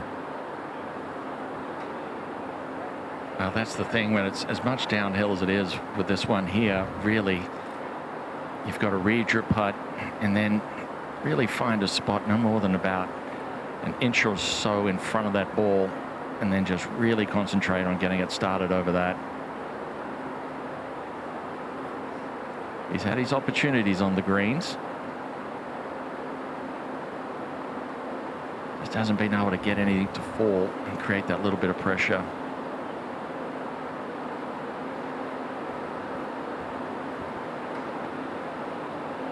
This has to go in.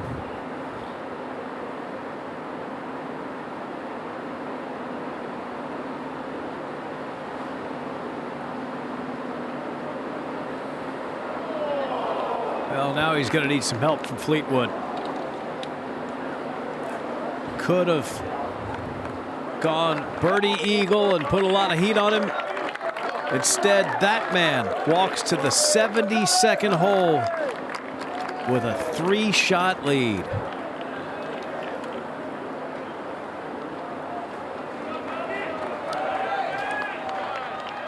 Father of 3, kind of started a little later in life.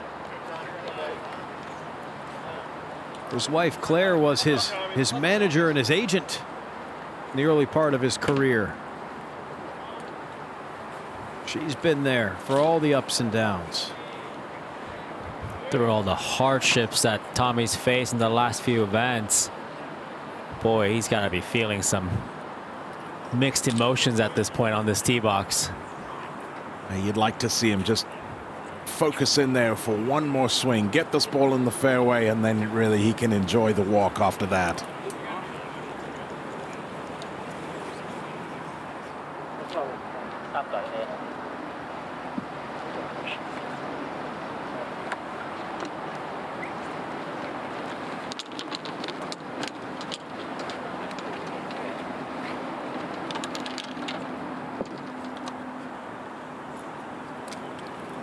as has been the case for this entire back nine. Quickly to the driver. Why not? He's driven the ball beautifully.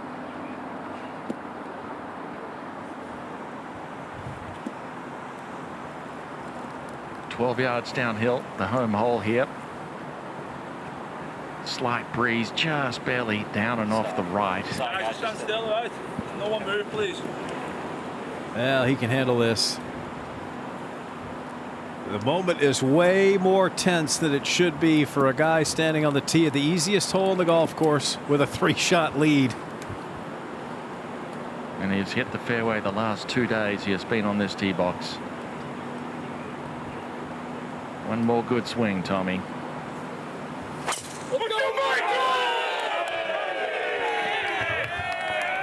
That looks like it was it. Absolutely full release, and couldn't have walked it out there any better. It's in the first cut. It's ideal.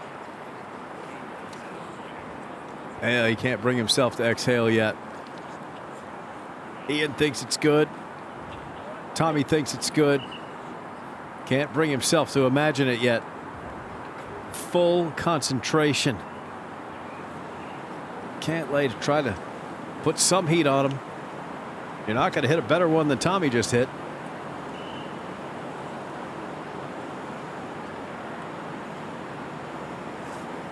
Let's go, Michael! Well, a little lower flight here for Cantlay. Trying to drift back. Another good one there. Couple beautiful tee shots off that 18th tee, but Tommy Fleetwood doing everything he needs to do.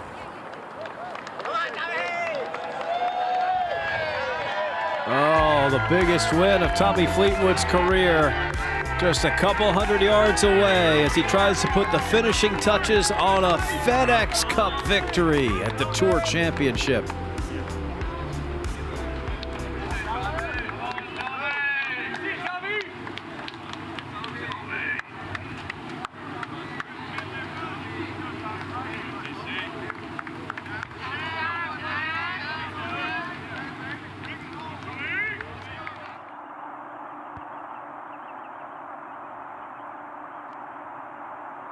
I remember Tommy Fleetwood and Francesco Molinari at the Ryder Cup in Paris.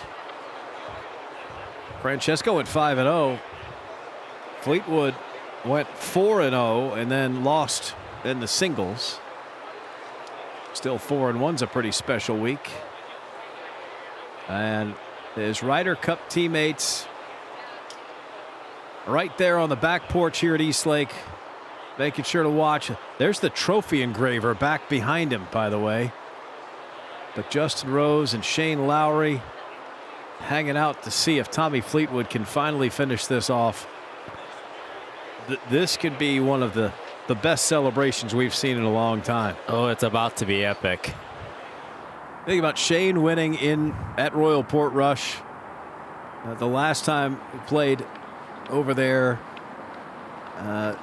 Robert McIntyre winning the Scottish Open, a Scot winning in Scotland. This isn't anything about where he is. This is just about a man finally climbing the mountain. Yeah, this is going to be one of the most popular wins amongst his peers there. And you said it, BK, this could be a massive jump up, as they say this evening. Tommy Fleetwood's finally, not quite yet ready to relax, but he's done everything asked of him today. He can't even believe that the ball is going to be in a good place. His whole career, that ball has wound up in a terrible spot. Not today.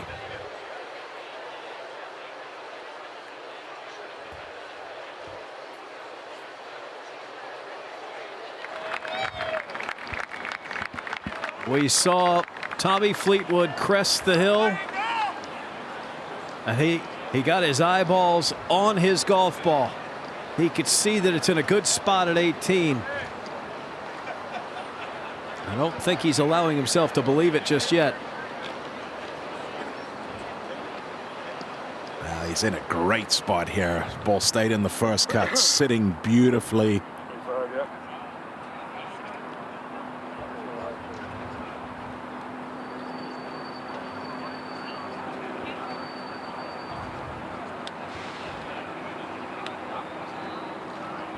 You see that in the FedEx Cup era. Bart Bryant won here back in 2005. There have been some great stories along the way before we started playing for FedEx Cup points.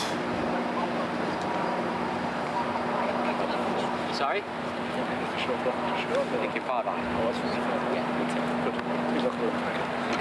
have a chance to get in, so the white towel. Yeah. I'm going to go for the gap in between. Exactly what you're going for, and it comes up short, really short, and tries to chip up the green. So now the ref out here now. Maybe this is good as well, Brian. Yeah. Off the club, just a good swing now.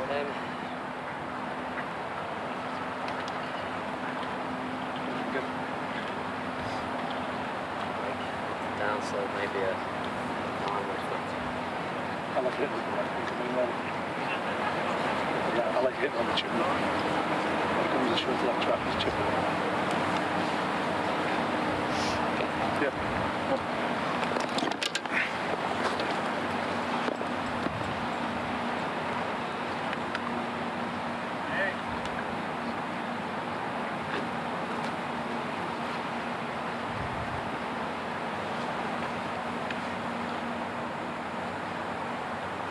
Fleetwood looks like he's got his longest iron out here, Colin. Yeah, with only 2:42 to go, I thought it would have been a little bit of a clip at it, but he's laying it up on the left side, trying to get it down there, create a bit of an angle. Did that get in the bunker? No, it's in between them all. And the lie is good. Yeah, good lie over there in the Bermuda in that left rough. That shouldn't cause too much of a trouble from there. Yeah, he was trying to bounce it up there. Now Cantlay. 230 is all that remains for Cantlay. He needs to create a moment right here. High, heading towards the heart of the green. It'll get a little better if it catches that slope. Got a very hard bounce off the back of that bunker, and that's going to release all the way through the back of the green. That's going to be a difficult one there for Cantlay. Wrong side of the slope, but Tommy Fleetwood has done enough. Green side in 2 with a 3-shot lead. He can start to wad up and throw away a lot of these. How close has he come in his career? All the runner-ups without a win. There's a full list. That Travelers was earlier this season. It would have been a second in Memphis, except there were 2 guys in a playoff. Fleetwood, so close he can taste it.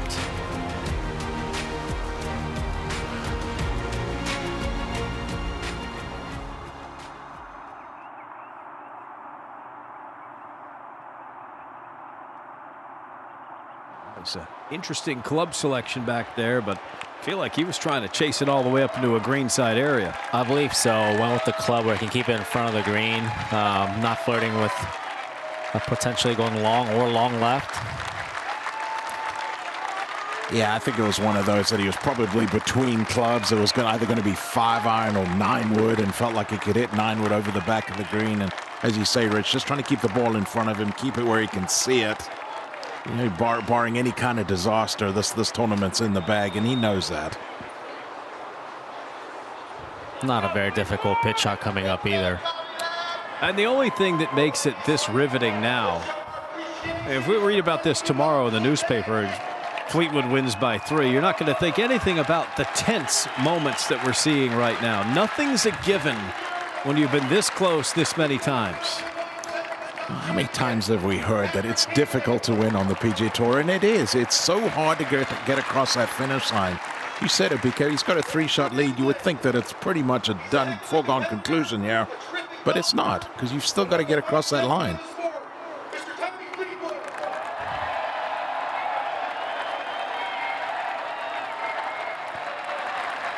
And that's just a warm-up roar.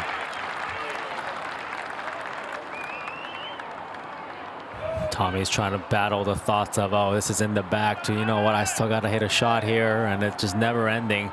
You're not going to relax till the ball drops. Colin, how tough is this And we'll get your thoughts here on this shot in a moment. That's the scene. Ball sitting well. Tons of green to work with. Tommy Fleetwood with a 3-shot lead. Colin Swatton, how tough is this shot?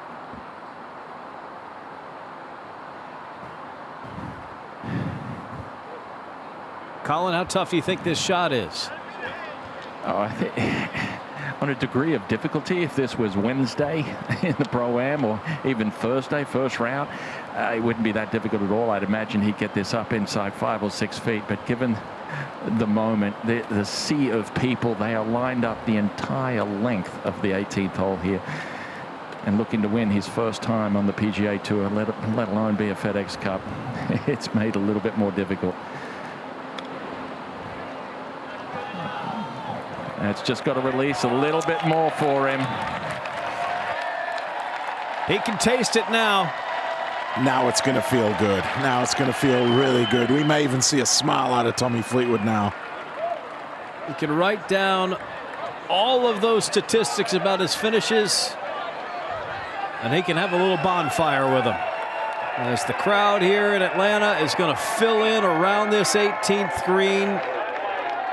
A tradition that started by accident. Tiger Woods did it. Now they're doing it on purpose. Let these folks surround this green here and get a good look.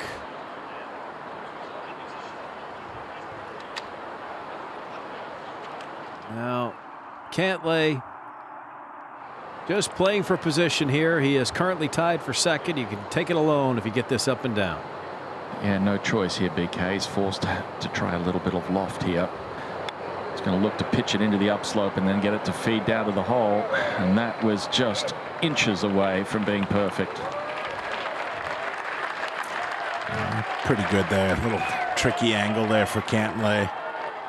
He's going to go ahead and putt, and then we'll get out of the way for Tommy Fleetwood.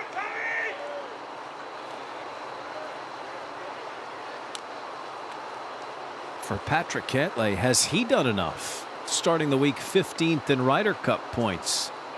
Got to finish runner-up here one way or the other, either alone or tied with another Ryder Cupper and Russell Henley. Patrick Cantlay showed you enough, Richard, to get on the team. He absolutely has, and he has the experience. He has that Xander partnership that's worked so well in the past. I think this is a lock for Patrick. Brandon?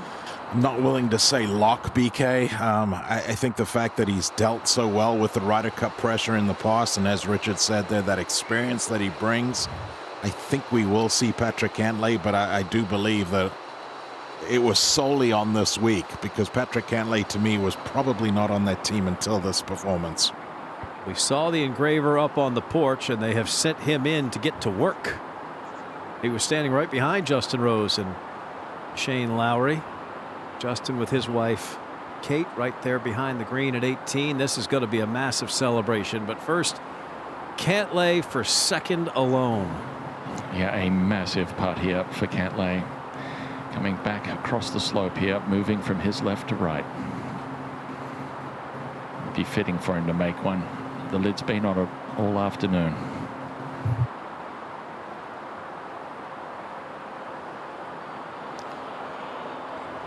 Just unable to recover from that horrendous start that he got off to today, and as Colin Swatton just said, really has not made the putts when they mattered. But all in all, a great week of golf for Patrick Cantlay. So he'll share second place in this $40 million purse with Russell Henley. And the stage clears for 34-year-old Tommy Fleetwood to get the biggest win of his career.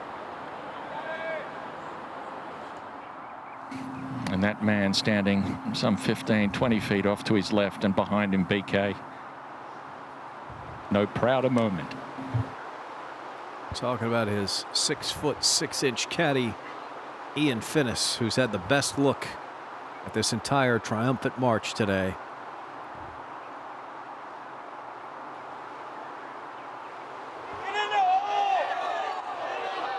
That is more than good enough, and it's worth waiting for. Tommy Fleetwood breaks through in the grandest way possible. His first career PGA Tour win is good enough to win the 2025 FedEx Cup. What a moment. Let it all out, son.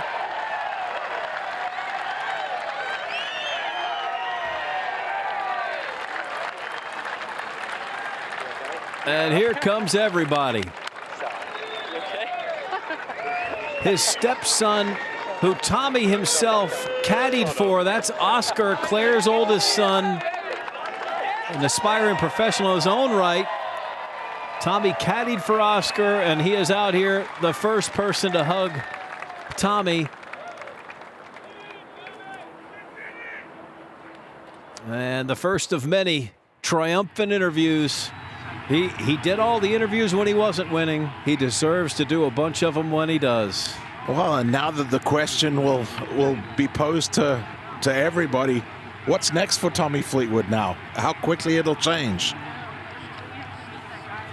Justin Rose waiting for his hug. Cara Banks from NBC Sports is standing by with the FedEx Cup champion. Oh my goodness, it's a collective sigh of relief. Tommy, this was the third time this season you have held the 54-hole lead on the PGA Tour. You have admitted that you didn't close it out in the past. What did you do differently today here at Eastlake?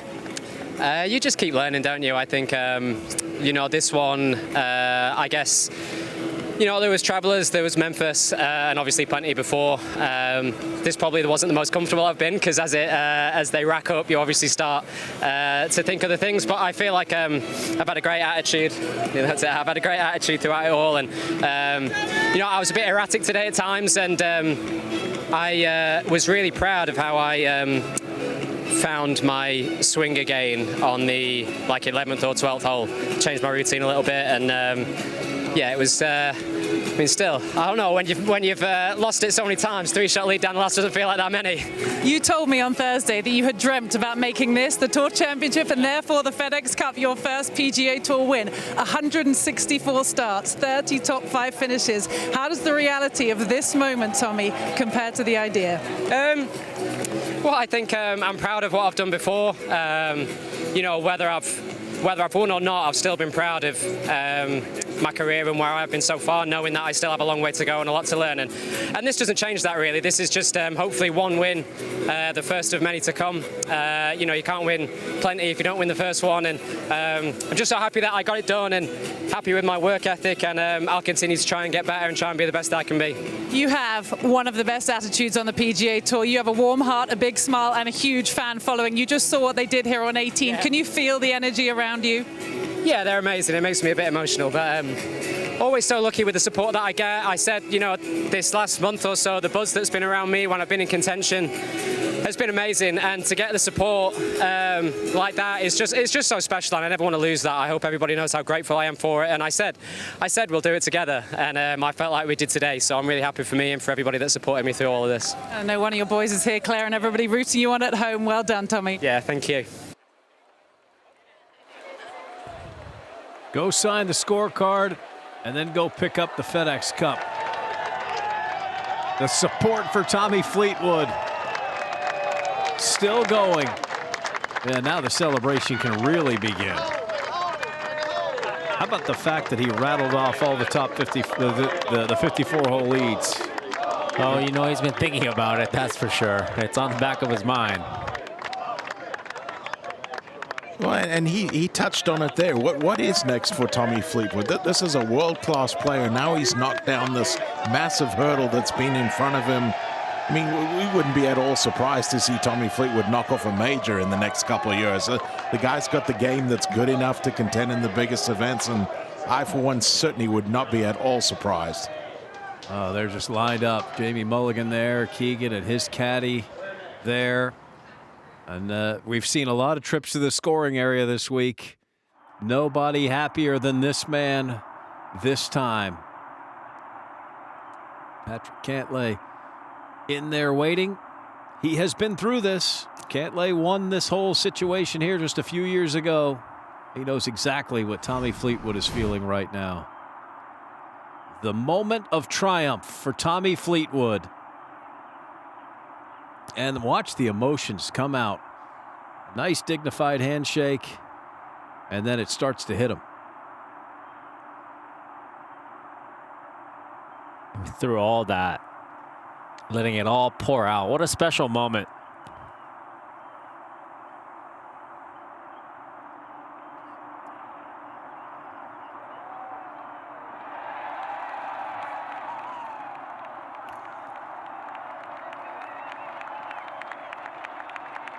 There we go. That's what winning for the first time looks like.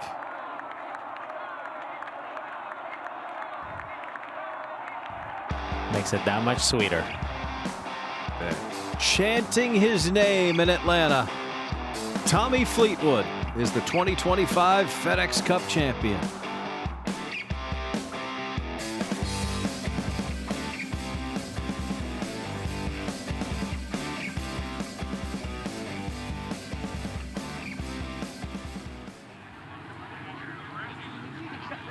And a trophy presentation is to follow. Almost done getting Tommy Fleetwood's name on the trophy. Be much simpler. We'd be finished already if it was Sam Burns. Fewer letters. Yeah, a little extra work. Wait till Ben On wins it. Lickety split. A few more letters in Fleetwood, and the engraver doing this work right here. That is the terrace room of this massive clubhouse here at East Lake. It is the most scenic of the rooms that faces the sunset to the west. Full of Bobby Jones memorabilia. And I don't think he's got all the letters in there. Looks like maybe just a few more. These guys always amaze me, these engravers. What a fine job they do. And they are setting up here for this triumphant moment. Trophy ceremony on the 72nd hole at the end of a long season. 19th season in the FedEx Cup era. Over 1 million strokes taken in the playoffs since 2007.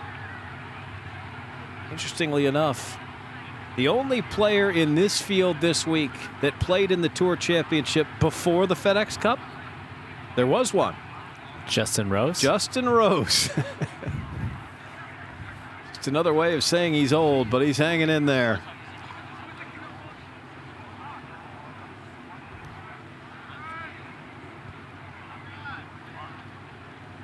Tommy Fleetwood wins the FedEx Cup. He also wins the Drive of the Day presented by Genesis, with it all on the line at the 18th. This is the effort that Fleetwood gave us. And what a beauty it was. 330 yards just down the left side of the fairway. Oh, that gave him the luxury of a somewhat stress-free walk down that 18th hole. It's the Drive of the Day, presented by Genesis. And here comes Ian Finnis.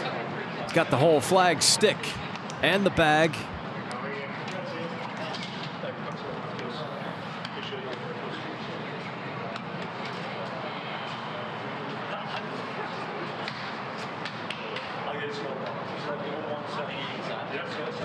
I mean, I'll take the whole flag too. Yeah, just take the whole thing. It's harder to get on the airplane than just the flag, but, you know, he'll figure that out. There's not too many people that are going to tell Ian Finnis no. Well, they can always just FedEx that home.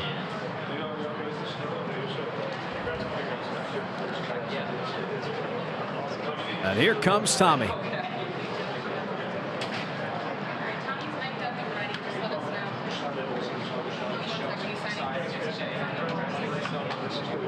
Just want to coordinate everything, so he arrives as the trophy ceremony starts.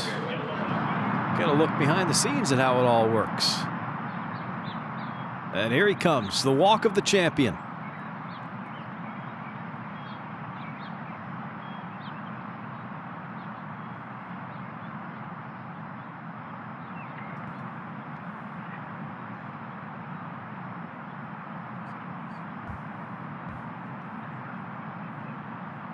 So Tommy Fleetwood about to get the FedEx Cup officially awarded. We go down to the 18th for the trophy ceremony.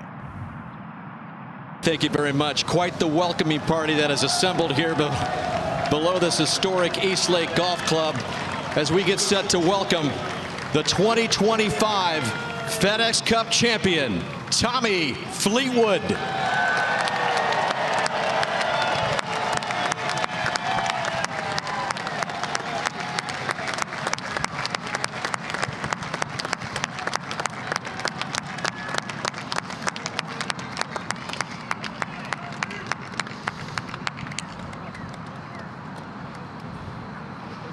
The hugs will be many. They will come often for Tommy. Congratulations, Tommy. We'll get your comments in just a moment. But first, I want to send it over to the CEO of the PGA Tour, Brian Rolap. Thank you, Dan. And thank you to our fans, both here in Atlanta and around the world, for making this regular season special, as well as this championship event. I also want to thank our partners, Coca-Cola, Accenture, the Southern Company, and of course, our season-long partner, FedEx, for all of their support. So, ladies and gentlemen, please join me in crowning your FedEx Cup champion, Tommy Fleetwood.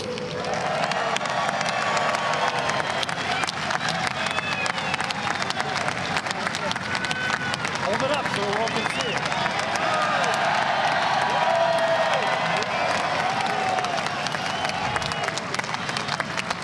Tommy, you've been waiting a long time to lift a PGA Tour trophy. Did you ever think the first one would be for the whole thing, the FedEx Cup trophy? No, and I don't think anybody else did either. A nice rule change this year. It's a good one. Like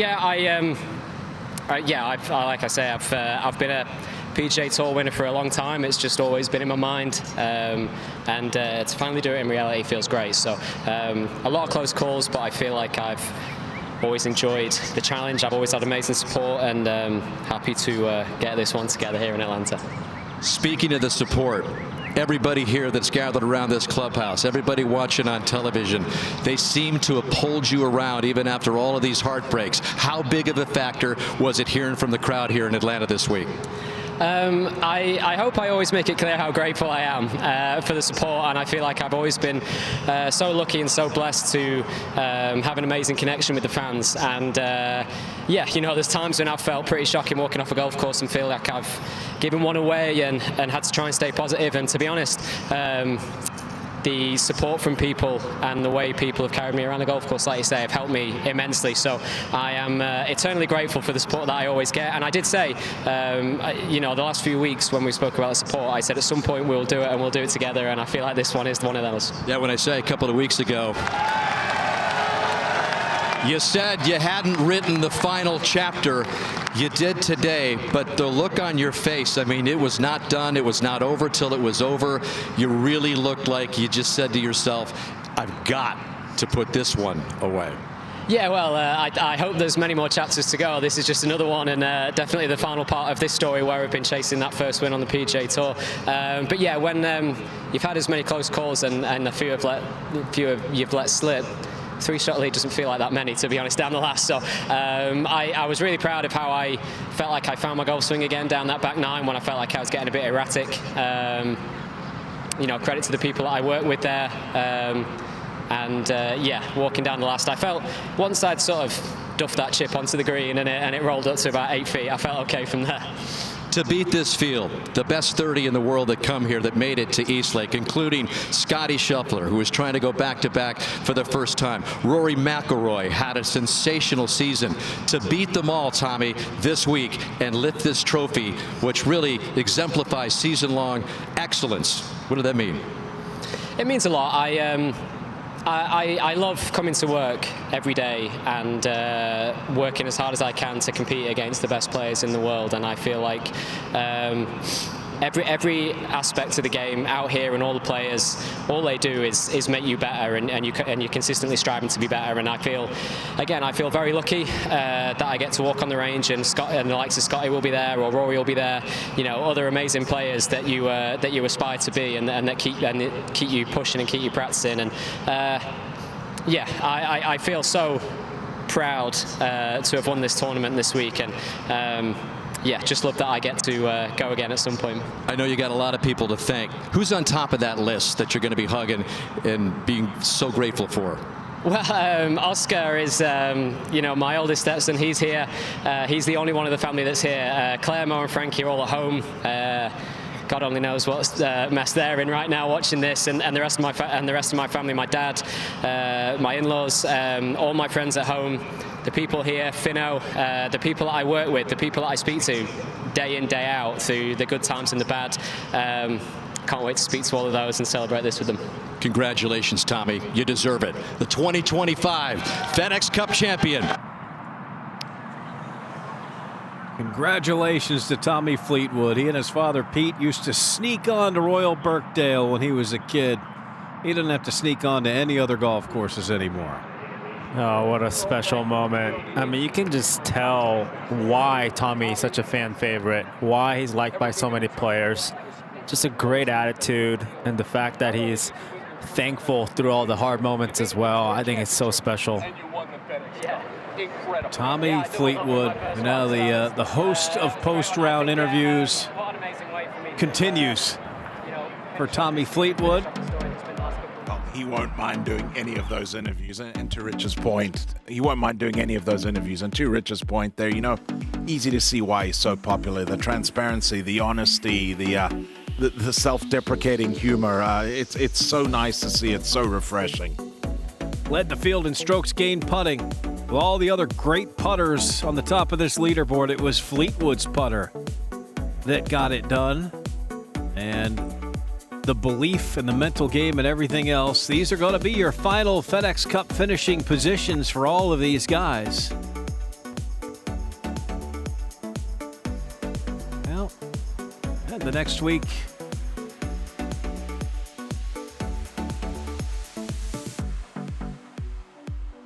DP World Tour. Lots of big events coming up, including some Ryder Cup decisions coming up for Luke Donald.